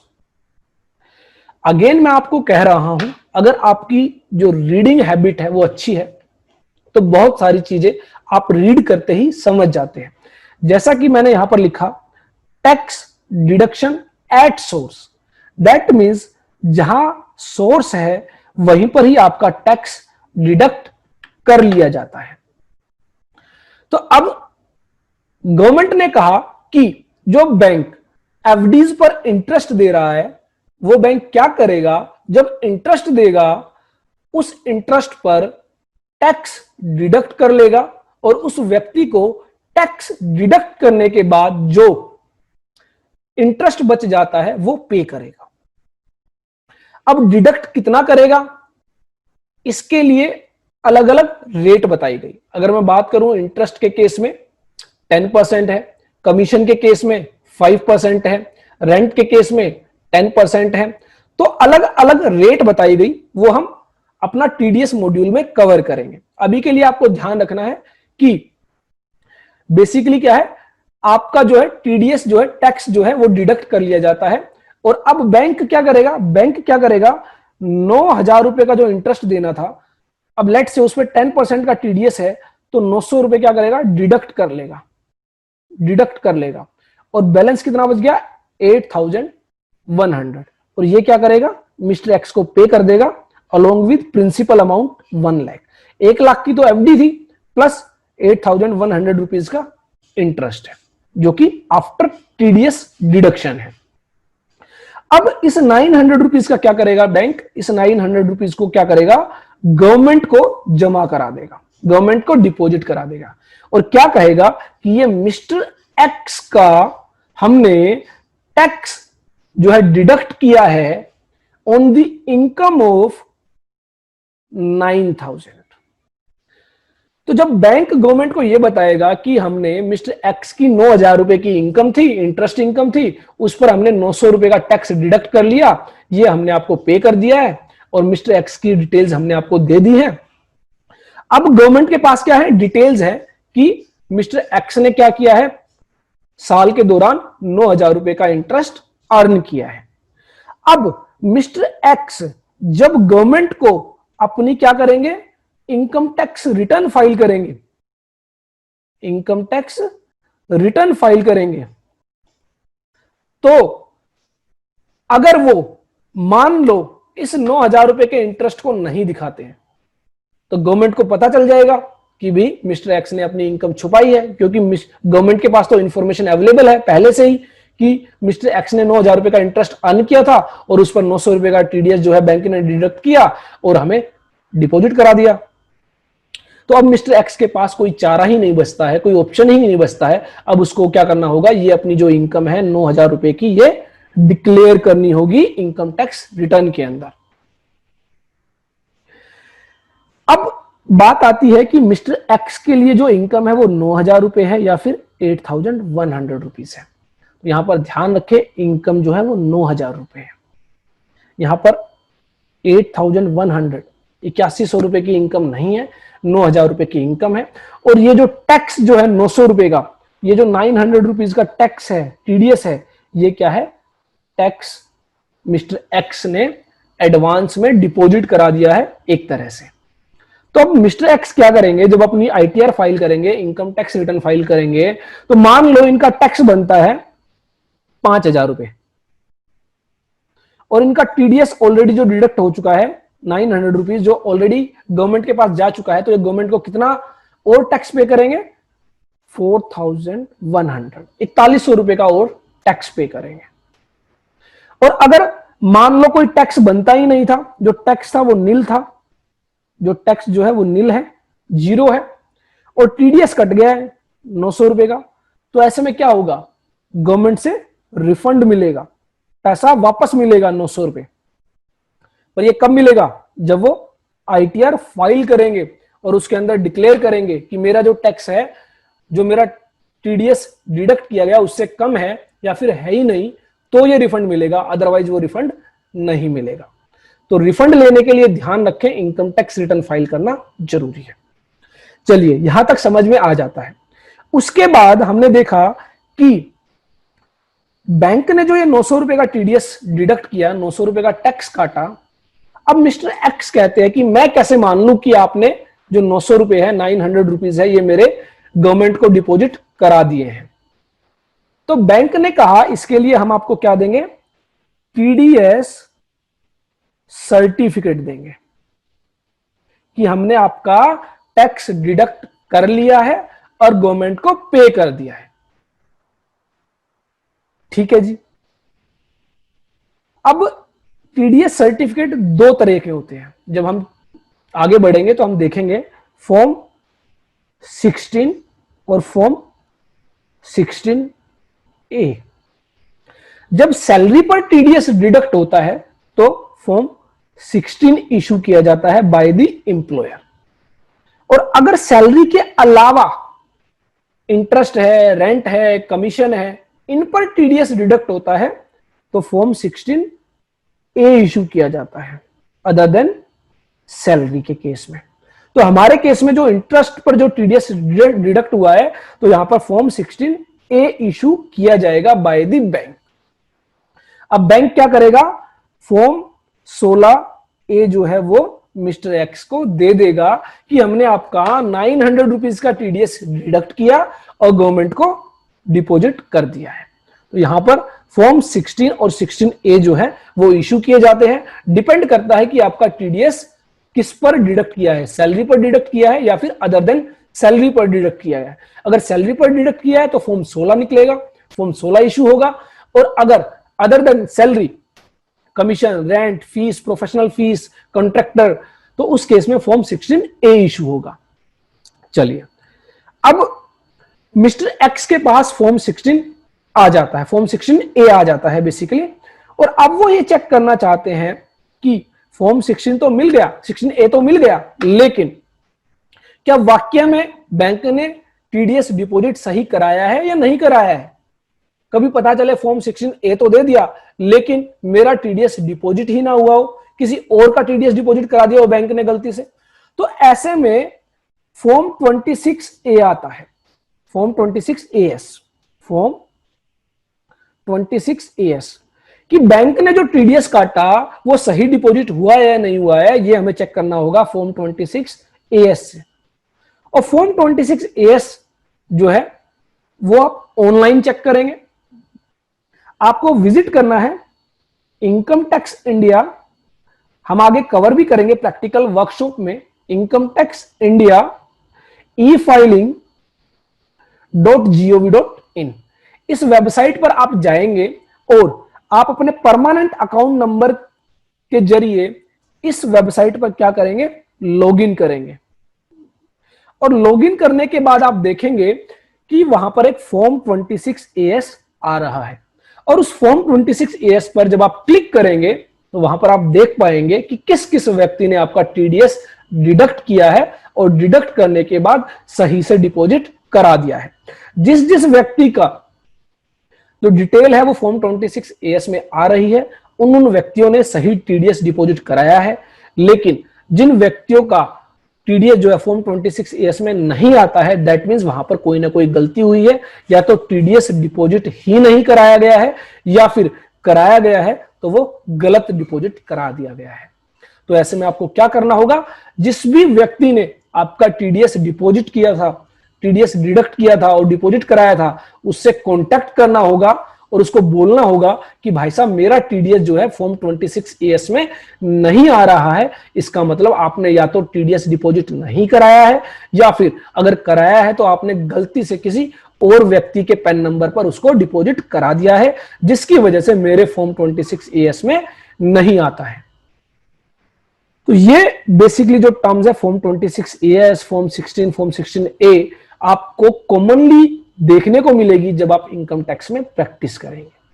तो ऐसे में ध्यान रखें, जिस भी व्यक्ति का टीडीएस डिडक्ट होता है उसको फॉर्म 16 या फॉर्म 16A दिया जाता है, और वह व्यक्ति जिसका टीडीएस डिडक्ट हुआ है, जिसका टीडीएस काटा गया है, वो अपने फॉर्म 26 एएस में चेक करता है कि वो टीडीएस सही से डिपॉजिट हुआ है या नहीं हुआ है। अब अगर मैं दूसरे पार्ट में बात करूं, दूसरे पार्ट में इस बैंक के पार्ट पे जिसने टीडीएस डिडक्ट किया और डिडक्ट करने के बाद टीडीएस डिपॉजिट कराया, इसको क्या करना होगा, इसको क्या करना होगा, इसको टीडीएस रिटर्न फाइल करनी होगी, इसको टीडीएस डिपॉजिट कराना होगा, जो हम अपने टीडीएस वाले मॉड्यूल में कवर करें। यहां पर बैंक को जिसने टीडीएस डिडक्ट किया है उसको बोला जाता है डिडक्टर, और जिसका टीडीएस डिडक्ट किया गया है उसको बोला जाता है डिडक्टी। तो आई होप आपको ये दोनों टर्म्स अच्छे से समझ में आई होंगी कि फॉर्म 26 एएस क्या होता है और फॉर्म 16 और 16A क्या होता है। हम प्रैक्टिकली कवर करेंगे कैसे फॉर्म 16 कैसा होता है, फॉर्म 16A कैसा होता है, फॉर्म 26 एएस कैसे चेक करते हैं, वो सब हम अपनी प्रैक्टिकल वर्कशॉप में आपको कवर करेंगे। उसके बाद बात आती है हेड्स ऑफ इनकम की। जैसा कि अगेन हमने स्टार्टिंग से डिस्कस किया कि हमें जो टैक्स पे करना होता है वो टैक्स पे करना होता है इनकम पर, और इनकम पर जो टैक्स पे करना होता है उसके लिए हमें सही सही इनकम कैलकुलेट करना आना जरूरी है। इनकम टैक्स के अंदर जितनी भी इनकम है उनको 5 कैटेगरीज में डिवाइड किया गया है। Income from salary, income from house property, income from capital gains, income from business और प्रोफेशन, और इनकम फ्रॉम अदर सोर्सेज। इन 5 हेड्स में जो है आपकी टोटल इनकम आ जाती है। जब 5 हेड में आप इनकम जो है सही सही कैलकुलेट कर लेते हैं तो आपकी जो है ग्रोस टोटल इनकम निकल कर आती है। तो यहां पर आप देख पा रहे हैं salary income, house property income, capital gain income, business profession income और अदर सोर्सेज इनकम। इन 5 हेड के अलावा आपकी किसी भी कोई भी और हेड जो है, इन 5 हेड के अलावा कोई भी और हेड जो है आपका नहीं रखा गया है इनकम टैक्स के अंदर। जितनी भी आपकी इनकम है वो इन 5 हेड्स में ही कैटेगराइज की जाएगी। तो इन 5 हेड्स में कैटेगराइजेशन करने के बाद जो इनकम आती है उसको बोला जाता है ग्रोस टोटल इनकम। इन 5 हेड्स में इनकम कैसे कंप्यूट की जाएगी वो हम डिटेल में डिस्कस करेंगे। अभी के लिए आपको सिर्फ ये ध्यान देना है कि 5 हेड में आपकी इनकम रहती है। या तो कोई व्यक्ति जॉब कर रहा होगा तो ऐसे में उसकी इनकम सैलरी में टैक्सेबल होगी, या फिर हो सकता है किसी व्यक्ति ने अपनी जो हाउस प्रॉपर्टी है या अपनी शॉप जो है वो रेंट पर दी है तो ऐसे में उसके पास रेंटल इनकम आती है, तो ऐसे में उसकी इनकम फ्रॉम हाउस प्रॉपर्टी में टैक्सेबल होगी। या फिर उसने कोई प्रॉपर्टी सेल कर दी है तो ऐसे में जो सेल परचेज ऑफ प्रॉपर्टी है, एसेट है, उस पर जो प्रॉफिट या लॉस होगा वो आपका कैपिटल गेन हेड में टैक्सेबल होगा। और या फिर वो कोई बिजनेस या प्रोफेशन रन कर रहा होगा, और अगर इन चारों हेड में कोई इनकम नहीं है, कोई और इनकम है, वो आपकी 5वें हेड में अदर सोर्सेज में चली जाती है। तो इन 5 हेड्स में आपकी जो है इनकम कंप्यूट की जाती है, और इन 5 हेड्स का टोटल आता है ग्रॉस टोटल इनकम, जिसको हम जीटीआई बोलते हैं। उसके बाद इनकम टैक्स के अंदर एक प्रोविजन रखा गया डिडक्शंस का। डिडक्शंस का मतलब इनकम टैक्स ने कहा कि अगर आप कुछ पेमेंट करते हैं तो हम आपको छूट देंगे। मतलब ये कि अगर आप कुछ पेमेंट करेंगे तो हम जो है आपकी इनकम को कम कर देंगे, और अगर आपकी इनकम कम हो जाती है तो ऐसे में आपको कम इनकम टैक्स पे करना होगा। तो ध्यान रखें कि इनकम टैक्स के अंदर सेक्शन 80C से लेकर 80U तक इन सेक्शंस में कुछ पेमेंट बताई गई हैं। अगर वो पेमेंट्स आप करते हैं तो ऐसे में वो पेमेंट्स आपको अपनी इनकम से कम करने के लिए दे दिया जाता है, और उसके बाद जो आपकी इनकम बचती है उस पर आपको टैक्स पे करना होता है। अब बहुत सारे लोगों के मन में एक सवाल आता है, मान लीजिए मेरी बिजनेस इनकम है 10 लाख रुपए, ठीक है, 10 लाख रुपए मैंने पूरे साल भर में कमाए, और मेरा जो घर खर्च है, होम एक्सपेंसेस, वो है मान लीजिए 2 लाख रुपीस। उसके अलावा मैंने एक बाइक परचेज की, मान लीजिए 1 लाख रुपीस की। ये जो बाइक है ये मेरे पर्सनल यूज के लिए है। तो अब ये व्यक्ति कहता है कि मैंने पूरे साल में 10 lakh minus 2 lakh minus 1 lakh 7 lakh rupees earn किए हैं, तो मुझे 7 लाख रुपीस पर ही टैक्स देना होगा। क्या यह सही है? जी नहीं, यह गलत है। इसको 10 लाख रुपए पर ही टैक्स पे करना होगा। क्यों पे करना होगा? इनकम टैक्स के अकॉर्डिंग जो भी आप पर्सनल एक्सपेंसेस करते हैं अपने घर को चलाने के लिए या अपने आप के लिए, अपने एंटरटेनमेंट के लिए, तो वो कोई भी एक्सपेंसेस आपको अलाउ नहीं किया जाएगा आपकी इनकम से। तो ध्यान रखें, ऐसा नहीं है कि आप जो भी खर्च करेंगे वो आपकी इनकम से कम कर दिया जाएगा और उसके बाद आपको इनकम टैक्स पे करना होगा। आपकी पर्सनल एक्सपेंसेस को इनकम टैक्स के अंदर क्लेम नहीं दिया जाता है, उनकी छूट आपको नहीं मिलती है। तो ऐसे में आपको किस पर टैक्स पे करना होगा? 10 लाख रुपए पर। जो आपने पर्सनल एक्सपेंसेस किए, घर खर्च के लिए किए, आपने अपनी बाइक खरीदी, आपने एंटरटेनमेंट एक्सपेंसेस पे खर्च किया, आपने बच्चों के लिए जो है कोई लग्जरी गिफ्ट आइटम उनको लाकर दी, तो जो भी आप ये खर्च करते हैं ये आपका पर्सनल खर्च है। इनकम टैक्स के अंदर इसकी कोई भी छूट आपको नहीं मिलती है। इनको एक साइड कर दिया जाता है। इनको हटाने के बाद जो आपकी इनकम है वो कंसीडर की जाती है और उस पर आपको इनकम टैक्स पे करना होता है। लेकिन अब बात आती है अगेन वही, इनकम टैक्स ने कुछ स्पेसिफाइड पेमेंट्स बताई, कुछ स्पेसिफाइड पेमेंट्स बताई। अगर वो पेमेंट्स आप करते हैं तो वो आपको छूट के तौर पर दी जाएगी। उन पेमेंट्स को आप अपने इनकम से कम करेंगे और उसके बाद उस इनकम पर अपना जो है टैक्स पे करेंगे। वो जो स्पेसिफाइड पेमेंट्स हैं वो बताई जाती है सेक्शन 80C से लेकर 80U तक।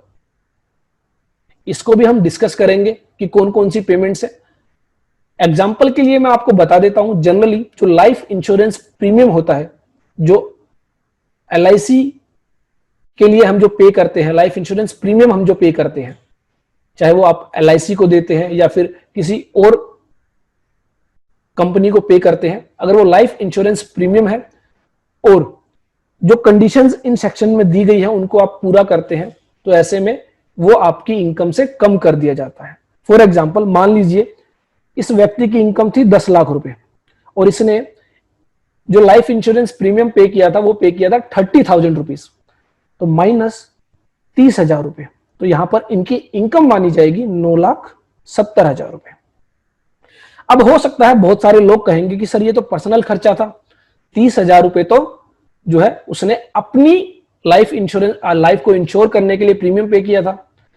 तो यहां पर ध्यान रखें कि सेक्शन 80C से लेकर 80U तक जो पेमेंट्स बताई गई हैं वो भी आपकी पर्सनल पेमेंट्स हो सकती हैं, लेकिन वो स्पेसिफाइड पर्सनल पेमेंट्स हैं जिनकी डिडक्शन आपको इनकम टैक्स के अंदर दी जाती है, जिनकी छूट आपको इनकम टैक्स के अंदर दी जाती है। तो सेक्शन 80C से लेकर 80U तक की जितनी भी डिडक्शंस है वो हम ध्यान रखेंगे। अगर आप एक अच्छे इनकम टैक्स प्रैक्टिशनर बनना चाहते हैं तो मेरा मानना है कि सेक्शन 80C से लेकर 80U तक आपको जरूर याद रखने चाहिए कि कौन कौन सी पेमेंट्स है जो इन सेक्शंस में कवर की गई है, जो आप अपने क्लाइंट्स को गाइड कर सकते हैं कि सर आप लाइफ इंश्योरेंस प्रीमियम पे कीजिए, मेडिकल इंश्योरेंस प्रीमियम पे कीजिए, या फिर आप एजुकेशन लोन ले लीजिए, या फिर आप होम लोन लेते हैं उस पर भी जो आप प्रिंसिपल पेमेंट करते हैं उसकी भी आपको छूट मिलती है। तो ये सब आपको कब पता चलेगी? जब आप सेक्शन 80C से लेकर 80U तक अच्छे से समझेंगे। और अगर आप इनको अच्छे से समझ पाते हैं तो ऐसे में आप अपने क्लाइंट्स को टैक्स प्लानिंग के लिए गाइड कर सकते हैं कि आप किस तरह अपना टैक्स बचा सकते हैं। आपके पास कोई सैलरीड क्लास पर्सन आता है कि सर मेरी जो है सैलरी इनकम है, मैं जॉब करता हूं और मेरी इनकम है 9 लाख रुपए, और बताइए मेरे को कितना टैक्स पे करना होगा। अब आप उनको कैलकुलेट करके बताते हैं कि आपको इतना इनकम टैक्स पे करना है, तो वो चौंक जाता है कि इतना इनकम टैक्स मैं तो नहीं पे कर पाऊंगा। तो ऐसे में आप उनको गाइड कर सकते हैं कि आप किस किस तरह इनकम टैक्स प्लानिंग कर सकते हैं, किस किस तरह आप टैक्स बचा सकते हैं। फॉर एग्जांपल आप उसको गाइड कीजिए कि क्या आपने कोई LIC, क्या कोई लाइफ इंश्योरेंस प्रीमियम आपने पे करते हैं आप, या क्या आपने कोई LIC पॉलिसी ले रखी है। अगर वो कहता है नहीं ले रखी है तो आप उसको सजेस्ट कर सकते हैं कि आप अपनी लाइफ इंश्योरेंस पॉलिसी ले लीजिए और उस पर जो भी आप प्रीमियम पे करेंगे उसकी छूट आपको इनकम टैक्स में मिलती है। आपकी जो 9 लाख रुपए की सैलरी है उसमें से आपको जो आप प्रीमियम पे करेंगे उसकी छूट दे दी जाएगी, जो बैलेंस जो इनकम बचेगी उस पर आपको टैक्स देना होगा। तो इस तरीके से आप बेसिकली अपने क्लाइंट्स को गाइड कर सकते हैं। और आपको ध्यान रखना होगा 80C से लेकर 80U तक कौन कौन सी इनकम है, जो कौन कौन सी पेमेंट्स हैं जो आपका टैक्स बचा सकती है। उसके अलावा और बहुत सारे सेक्शंस हैं जो आपका इनकम टैक्स बचाते हैं, वो भी हम थ्रूली जो है सेशंस के दौरान डिस्कस करेंगे कौन कौन से सेक्शंस हैं और किस तरह इनकम टैक्स बचा सकते हैं। अब बात आते हैं 5 हेड्स पर।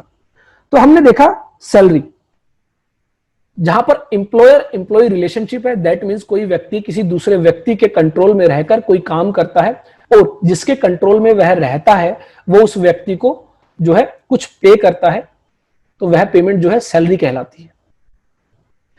रेंटल इनकम, अगर आपके पास कोई हाउस प्रॉपर्टी है, आपके पास कोई घर था खाली पड़ा था वो आपने किराए पर दे दिया, या फिर कोई शॉप थी, दुकान थी जिसको आपने किराए पर दे दिया, कोई फैक्ट्री थी, फैक्ट्री आपने किराए पर दे दी, तो वो जो रेंटल इनकम है वो आपकी इनकम फ्रॉम हाउस प्रॉपर्टी के तहत टैक्सेबल होती है। कैपिटल गेन्स, आपने कोई अपनी एसेट सेल कर दी, फॉर एग्जांपल आपके पास जो घर था वो आपने बेच दिया, या फिर कोई फैक्ट्री थी वो आपने बेच दी, या फिर कोई दुकान थी वो आपने बेच दी, या फिर आपके पास ज्वेलरी थी ज्वेलरी आपने बेच दी। तो कोई एसेट जब आप बेचते हैं तो वो income from capital gain head के तहत टैक्सेबल होती है। ऐसा नहीं है कि सारी एसेट्स इनकम टैक्स के दायरे में आती है, कुछ स्पेसिफाइड एसेट्स, कुछ लिमिटेड एसेट्स ही इनकम टैक्स के दायरे में आती है। वो कौन कौन सी एसेट्स हैं वो हम जब डिटेल में डिस्कस करेंगे तब आपको ज्यादा अच्छे से समझा पाएंगे। उसके बाद बिजनेस और प्रोफेशन। बिजनेस और प्रोफेशन, आपने कोई बिजनेस स्टार्ट किया है, आप कोई फैक्ट्री लगाते हैं, लेट से मान लीजिए आप फुटवेयर बनाते हैं, आप जूते बनाते हैं, जूते बनाकर बेचते हैं, तो यह एक बिजनेस है। या फिर आप गारमेंट्स का काम करते हैं, आप शर्ट खरीदते हैं, शर्ट खरीदकर बेचते हैं, तो वो भी एक बिजनेस है। तो बिजनेस ट्रेडिंग भी हो सकता है, बिजनेस मैन्युफैक्चरिंग भी हो सकता है, या फिर उसके अलावा आप कोई प्रोफेशन रन करते हैं, दैट मीन्स आपके पास कोई स्किल है, आपके पास कोई क्वालिफिकेशन है, आप डॉक्टर हैं, एडवोकेट हैं, चार्टेड अकाउंटेंट हैं। On the basis of your skills, your qualifications, जब आप जो रन करते हैं उसको प्रोफेशन कहते हैं, और उससे जो आप अर्न करेंगे वो आपकी income from business and profession से टैक्सेबल होगी। 5th हेड आता है इनकम फ्रॉम अदर सोर्सेज। यह बेसिकली रेजिडरी जो है हेड है, दैट मीन्स जो शुरू के 4 हेड्स में कोई भी अगर इनकम नहीं आ रही है तो वो आपकी 5th हेड में टैक्सेबल होती है। फॉर एग्जांपल मान लीजिए आपने बैंक में फिक्स्ड डिपॉजिट कराया है और उस पर आपको इंटरेस्ट मिलता है। अब वो ना तो सैलरी इनकम है, ना ही रेंटल इनकम है, ना ही कोई एसेट आपने सेल परचेज की है, ना ही कोई बिजनेस प्रोफेशन आप रन कर रहे हैं एफडी के केस में। तो ऐसे में वो जो इंटरेस्ट इनकम है वो आपकी income from other sources head में टैक्सेबल होगी। मान लीजिए आप कौन बनेगा करोड़पति में जाते हैं, वहां पर गेम शो जीतते हैं, आपको 1 करोड़ रुपए का प्राइज मिलता है। अब वो जो 1 करोड़ रुपए का प्राइज मिलता है आपको, वो ना तो सैलरी इनकम है, ना ही रेंटल इनकम है, ना ही आपने कोई एसेट सेल की है जो कैपिटल गेन हेड में टैक्सेबल हो, ना ही कोई बिजनेस या प्रोफेशन की इनकम है। तो ऐसे में वो किस हेड में जाएगी? Income from other sources. तो कोई भी इनकम जो स्टार्टिंग के 4 हेड में नहीं जा पाती है, वो आपकी 5th हेड में टैक्सेबल होती है। चलिए, उसके बाद अब मान लीजिए हम सैलरी हेड जो है, हमारी जो इनकम है वो सैलरी से आती है। तो जब हम सैलरी हेड को डिस्कस करेंगे तो वहां पर हम देखेंगे सैलरी हेड के अंदर कुछ एग्जम्पशंस हैं, कुछ डिडक्शंस हैं, कुछ एग्जम्पशंस हैं, कुछ डिडक्शंस हैं। तो अब पहली बात आती है कि एग्जम्पशंस क्या होती हैं और डिडक्शंस क्या होती हैं। तो यहां पर थोड़ा सा हम इसको ब्रीफ में डिस्कस कर लेते हैं, ताकि एक छोटा सा जो डाउट रहता है वो खत्म हो जाता है। देखिए, डिडक्शन जो जनरली आपको अलाउ होती है वो रिगार्डिंग पेमेंट्स जो है वो अलाउ की जाती है। दैट मींस आप कोई पेमेंट करते हैं तो उसकी डिडक्शन मिलती है। लेकिन अब मान लीजिए कोई इनकम है जिसको सरकार जो है चाहती है उस पर टैक्स ना लगाया जाए, तो उस केस में क्या करती है, वो उसको एग्जम्प्ट कर देती है, टैक्स फ्री कर देती है। तो उस केस में क्या होता है, उस पर टैक्स नहीं देना होता है। तो जब इनकम की बात आती है तो वहां पर एग्जम्पशन वर्ड यूज किया जाता है अगर उस पर टैक्स नहीं देना हो तो। और जब पेमेंट्स की बात आती है और उस पेमेंट से आपको कोई इनकम टैक्स सेव होता है तो उसको डिडक्शन बोलते हैं। If an income is exempt from tax then it is not included in the computation of income। तो जो इनकम एग्जम्प्ट हो जाती है उसको पहले ही बाहर कर दिया जाता है, उसको कंप्यूटेशन का पार्ट नहीं बनाया जाता है। जैसे कि हम यहां पर इनकम कंप्यूट कर रहे थे ना, ये जो है हमारी कंप्यूटेशन ऑफ टोटल इनकम है। तो इसमें हम क्या करते हैं, इसमें हम ये करते हैं कि जो सैलरी इनकम है आपकी, सैलरी इनकम मान लीजिए सैलरी इनकम हमारी है 30 लाख रुपीस।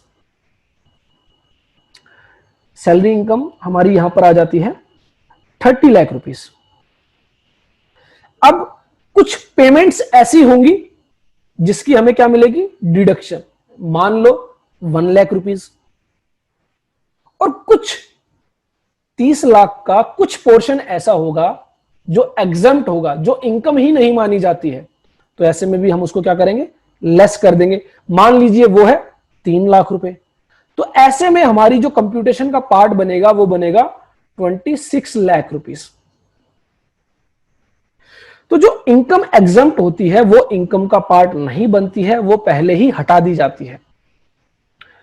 अब मैंने आपको बताया था जनरली डिडक्शन जो होती है वो सेक्शन 80C से लेकर 80U तक आपको दी जाती है। लेकिन इसके अलावा भी जब हम 5 हेड को डिस्कस करेंगे तो इन 5 हेड्स के अंदर भी अलग अलग डिडक्शंस बताई गई हैं।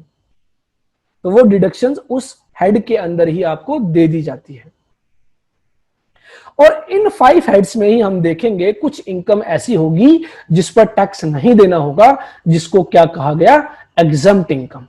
तो उसके रिगार्डिंग हम क्या क्लेम करेंगे, एग्जम्पशंस क्लेम करेंगे।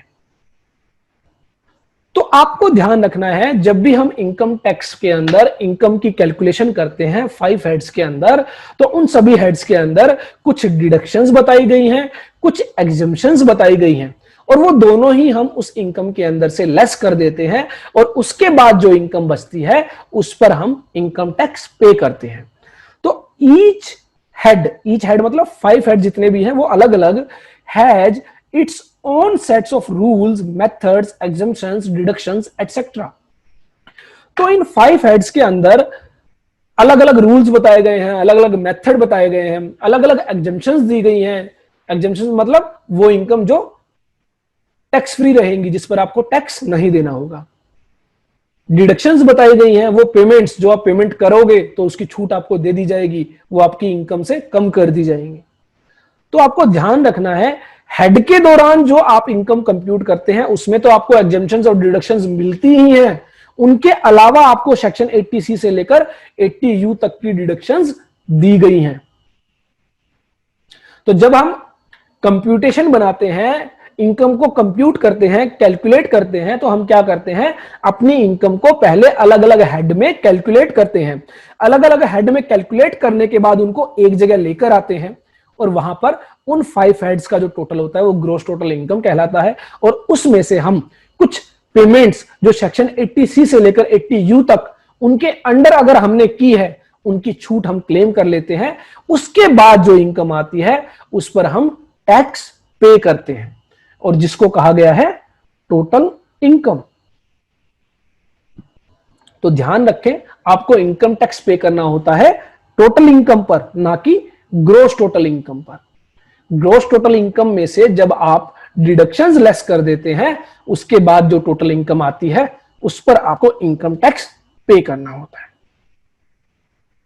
तो I hope heads of income के रिगार्डिंग आपको जो बेसिक क्लियरिटी मिल गई होगी कि एक व्यक्ति जो भी पैसा कमाएगा उसको इन 5 कैटेगरीज में ही डिवाइड किया जाएगा और इन 5 कैटेगरीज में अपनी अलग अलग डिडक्शंस दी गई हैं, अलग अलग एग्जम्पशंस दी गई हैं और वो लेने के बाद जो टोटल आता है वो ग्रॉस टोटल इनकम होती है। और उसमें से हम डिडक्शंस 80C से लेकर 80U तक की लेस कर सकते हैं, जो जो हमने पेमेंट्स की हैं उसके अकॉर्डिंग, और जो आपकी बैलेंस इनकम आती है उसको टोटल इनकम कहते हैं और इस टोटल इनकम पर हम इनकम टैक्स पे करते हैं। ये एक ओवरव्यू मैंने आपको दे दिया है। उसके बाद difference in exemption and deduction मैंने आपको बता दिया है कि एग्जम्पशन वर्ड जनरली यूज किया जाता है इनकम के रिगार्डिंग और डिडक्शन वर्ड यूज किया जाता है जनरली पेमेंट्स के रिगार्डिंग। और ऐसा भी हो सकता है कि जो आपकी डिडक्शन है वो आपकी इनकम से भी एक्सीड कर जाए, more than income, but exemption आपकी हमेशा रिस्ट्रिक्टेड रहेगी अप टू द इनकम। मतलब मान लीजिए मेरी इनकम है 1 लाख रुपए, लेकिन हो सकता है इनकम टैक्स के अंदर जो प्रोविजन दिए गए हैं उनमें से कुछ प्रोविजन कहते हैं कि आप अगर किसी स्पेसिफिक रिसर्च एंड डेवलपमेंट जो है एसोसिएशन को डोनेशन देते हैं, तो ऐसे में जितना आप डोनेशन देंगे उसका 120% हम आपको अलाउ करेंगे। फॉर एग्जांपल आप डोनेशन देते हैं 1 लाख रुपए और आपको डिडक्शन कितनी मिलेगी, 120%, मतलब 1,20,000 रुपए की छूट मिलेगी।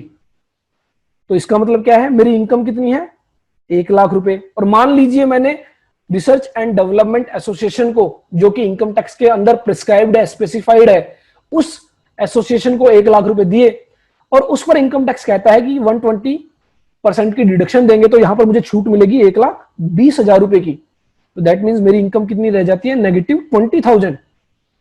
तो इसका मतलब है कि डिडक्शन आपकी इनकम से भी ज्यादा हो सकती है, लेकिन जो एग्जम्पशन है वो जनरली जितनी आपकी इनकम है उतनी की ही आपको छूट दी जाती है। क्यों?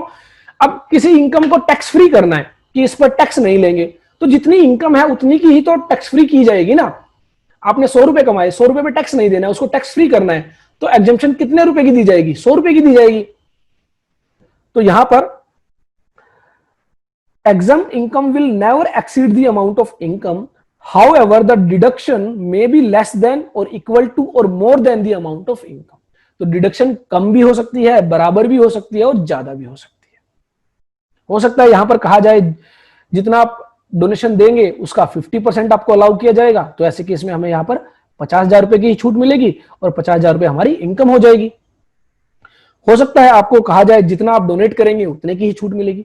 तो डिडक्शन जो होती है वो इनकम से कम भी हो सकती है, इनकम के बराबर भी हो सकती है और इनकम से ज्यादा भी हो सकती है।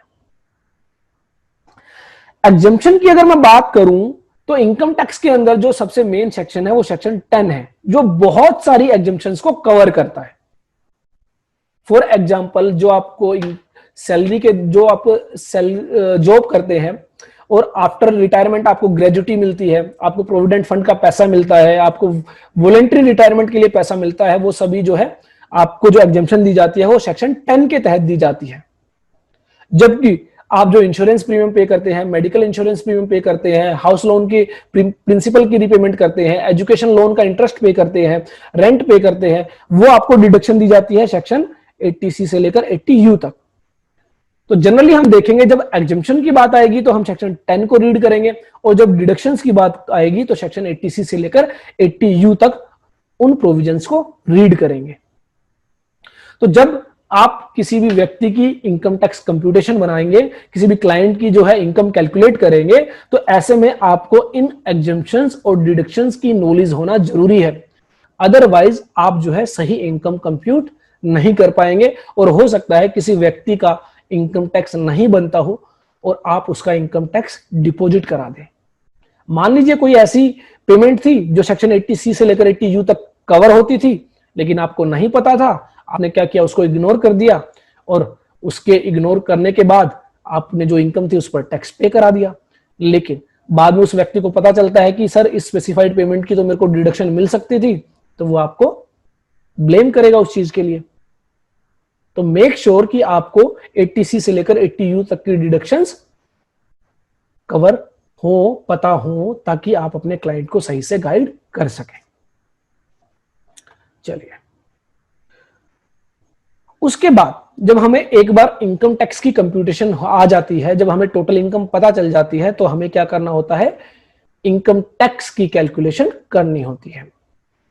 तो जब हम इनकम टैक्स कैलकुलेट करेंगे तो उससे पहले मेक श्योर कि हमने सही सही इनकम जो है अपनी कैलकुलेट कर ली है। चलिए, अब जब हम अपनी इनकम कैलकुलेट कर लेते हैं, जिसको कहा गया टोटल इनकम, क्योंकि हमें टैक्स किस पर पे करना है, टोटल इनकम पर। टोटल इनकम पर जब हमें टैक्स पे करना है, तो इस टोटल इनकम को हम दो पार्ट में डिवाइड करेंगे। एक होगा आपका स्पेशल इनकम और एक होगी आपकी बैलेंस इनकम।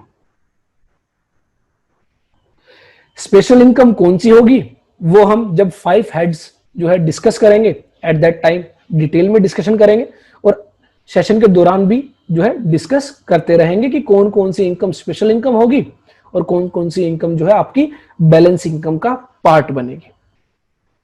तो टोटल इनकम को हमने क्या करना है, दो पार्ट्स में डिवाइड कर लेना है, स्पेशल इनकम में और बैलेंस इनकम में। स्पेशल इनकम पर स्पेशल रेट ऑफ टैक्स लगेगा, स्पेशल रेट ऑफ टैक्स लगेगा, क्योंकि जब ये इनकम स्पेशल बनाई गई है तो इस पर स्पेशल रेट ऑफ टैक्स पे करना है, तभी इसको स्पेशल इनकम बनाया गया है। और बैलेंस इनकम पर हमको स्लैब रेट के अकॉर्डिंग टैक्स पे करना होगा। अब ये स्लैब रेट क्या है, ये हम डिस्कस करेंगे डिटेल में कि स्लैब रेट क्या होती है, कैसे आप स्लैब रेट अप्लाई करते हैं। तो जनरली बस आपको ध्यान रखना है, जब एक बार आपकी टोटल इनकम आ जाती है तो उस केस में बस आप ध्यान रखें कि टोटल इनकम में कौन कौन सी इनकम स्पेशल इनकम है और कौन कौन सी इनकम आपकी बैलेंस इनकम का पार्ट बनेगी। यहां पर एक बात मैं आपको क्लियर कर देना चाहता हूं, जैसे हमने देखा था रेजिडेंशियल स्टेटस का कॉन्सेप्ट, जो कि बहुत ज्यादा थ्योरेटिकल है, तो यहां पर भी वही बात आती है। अगर आप किसी सॉफ्टवेयर से इनकम टैक्स रिटर्न फाइल करते हैं, या फिर जो इनकम टैक्स की जो यूटिलिटी है, रिटर्न्स की जो यूटिलिटी है, वो यूटिलिटी जो है इनकम टैक्स अपने आप कैलकुलेट करती हैं, तो ऐसे में हमारी यह जो कवरेज है वो अगेन थ्योरेटिकल हो जाती है आपके लिए।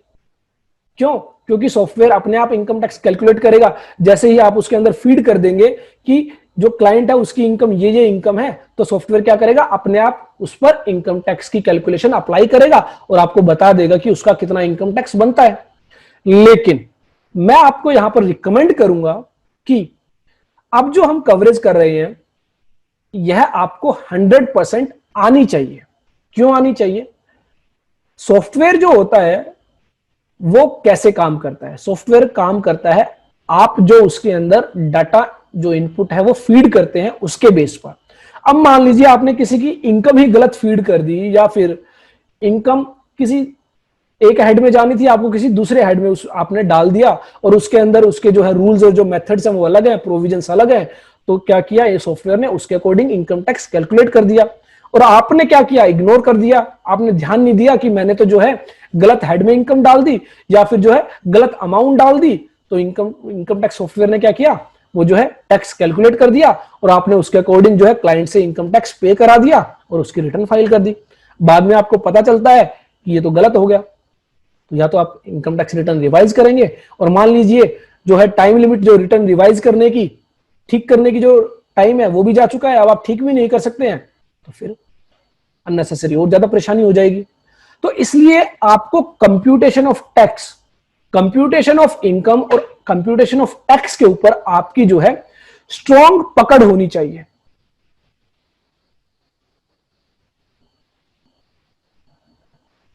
अगर आपकी स्ट्रॉन्ग पकड़ है तो ही आप सही सही इनकम कैलकुलेट कर पाएंगे, सही सही इनकम टैक्स कैलकुलेट कर पाएंगे। तो मेक श्योर सबसे पहले आप जो है 5 हेड्स की जो इनकम है उनको सही सही कैलकुलेट करना सीखें, और जैसे ही आपको 5 हेड्स की इनकम सही सही कैलकुलेट करनी आ जाती है, उसके बाद आप सही सही इनकम टैक्स कैलकुलेट करना सीखें। तो यहां पर हम 5 जो टोटल इनकम है उसको 2 पार्ट्स में डिवाइड कर देते हैं, स्पेशल इनकम और बैलेंस इनकम। अच्छा ध्यान रखें, टोटल इनकम कौन सी इनकम थी? जो आपकी ग्रोस टोटल इनकम में से डिडक्शंस लेस करने के बाद आती है, वो आपकी टोटल इनकम होती है। तो दैट मीन्स जितनी भी एग्जम्पशंस थी, जितनी भी डिडक्शंस थी, वो अलाउ करने के बाद टोटल इनकम जो आती है उस पर आपको इनकम टैक्स कैलकुलेट करना होता है। अब मैंने बताया स्पेशल इनकम पर special rate of tax apply करना है और बैलेंस इनकम पर स्लैब रेट के अकॉर्डिंग टैक्स कैलकुलेट करना है। चलो एक बार के लिए हम मान लेते हैं कि हमने calculate tax on special income at special rates, special income पर हमने स्पेशल टैक्स जो है अप्लाई किया टैक्स रेट, और उस जो है इनकम टैक्स निकाल लिया, और जो बैलेंस इनकम है उस पर हमने स्लैब रेट के अकॉर्डिंग इनकम टैक्स निकाल लिया। कैसे निकालते हैं हम सीखेंगे, देखेंगे सेशन के दौरान डिटेल में। अभी के लिए मान लीजिए हमने सही सही निकाल लिया, उसके बाद क्या होता है, ये जो दोनों टैक्स हैं ये आपका क्या होता है, यहां पर आप उनका टोटल करते हैं, और इस टोटल करने के बाद एक कॉन्सेप्ट है सरचार्ज का। सरचार्ज का कॉन्सेप्ट यह कॉन्सेप्ट है कि गवर्नमेंट कहती है जो ज्यादा इनकम कमाएगा वो ज्यादा टैक्स पे करेगा, जो कम इनकम कमाएगा वो कम इनकम टैक्स पे करेगा। तो ये सरचार्ज का वही कॉन्सेप्ट है। ये जनरली उन्हीं क्लाइंट्स के केसेस में एप्लीकेबल होगा जो बहुत ज्यादा इनकम अर्न करते हैं। जिनकी इनकम 5 लाख 10 लाख है उनके केस में यह एप्लीकेबल नहीं होगा। तो देखेंगे कि किनके केस में एप्लीकेबल होगा, किनके केस में नहीं एप्लीकेबल होगा, कितना रेट ऑफ सरचार्ज रहेगा वो हम देखेंगे। लेकिन आपको क्या करना है, जैसे ही आप टोटल टैक्स निकाल लेते हैं उसके बाद आपको चेक करना है कि क्या यहां पर सरचार्ज एप्लीकेबल होगा या नहीं होगा। अगर आपको लगता है सरचार्ज एप्लीकेबल नहीं होगा तो यहां पर कुछ भी नहीं आएगा, लेकिन अगर आपको लगता है सरचार्ज एप्लीकेबल होता है तो ऐसे में आपको यहां पर सरचार्ज कैलकुलेट करना होगा। कैलकुलेशन कैसे करेंगे वो अभी हम देखेंगे। उसके बाद less marginal relief if applicable. एक मार्जिनल रिलीफ का कॉन्सेप्ट होता है। जब हम सरचार्ज का कॉन्सेप्ट सीखेंगे तो वहीं पर आपका मार्जिनल रिलीफ का कॉन्सेप्ट आता है। तो वहां पर हम देखेंगे कि एक रिलीफ आपको दी जाती है सरचार्ज के केस में, तो वो अगर एप्लीकेबल होती है तो वो मार्जिनल रिलीफ आप क्या करेंगे, लेस करेंगे, माइनस करेंगे। सरचार्ज आप ऐड करेंगे और मार्जिनल रिलीफ जो है आप लेस करेंगे, कम करेंगे। उसके बाद जो आपका आता है वो आता है total tax after surcharge and marginal relief.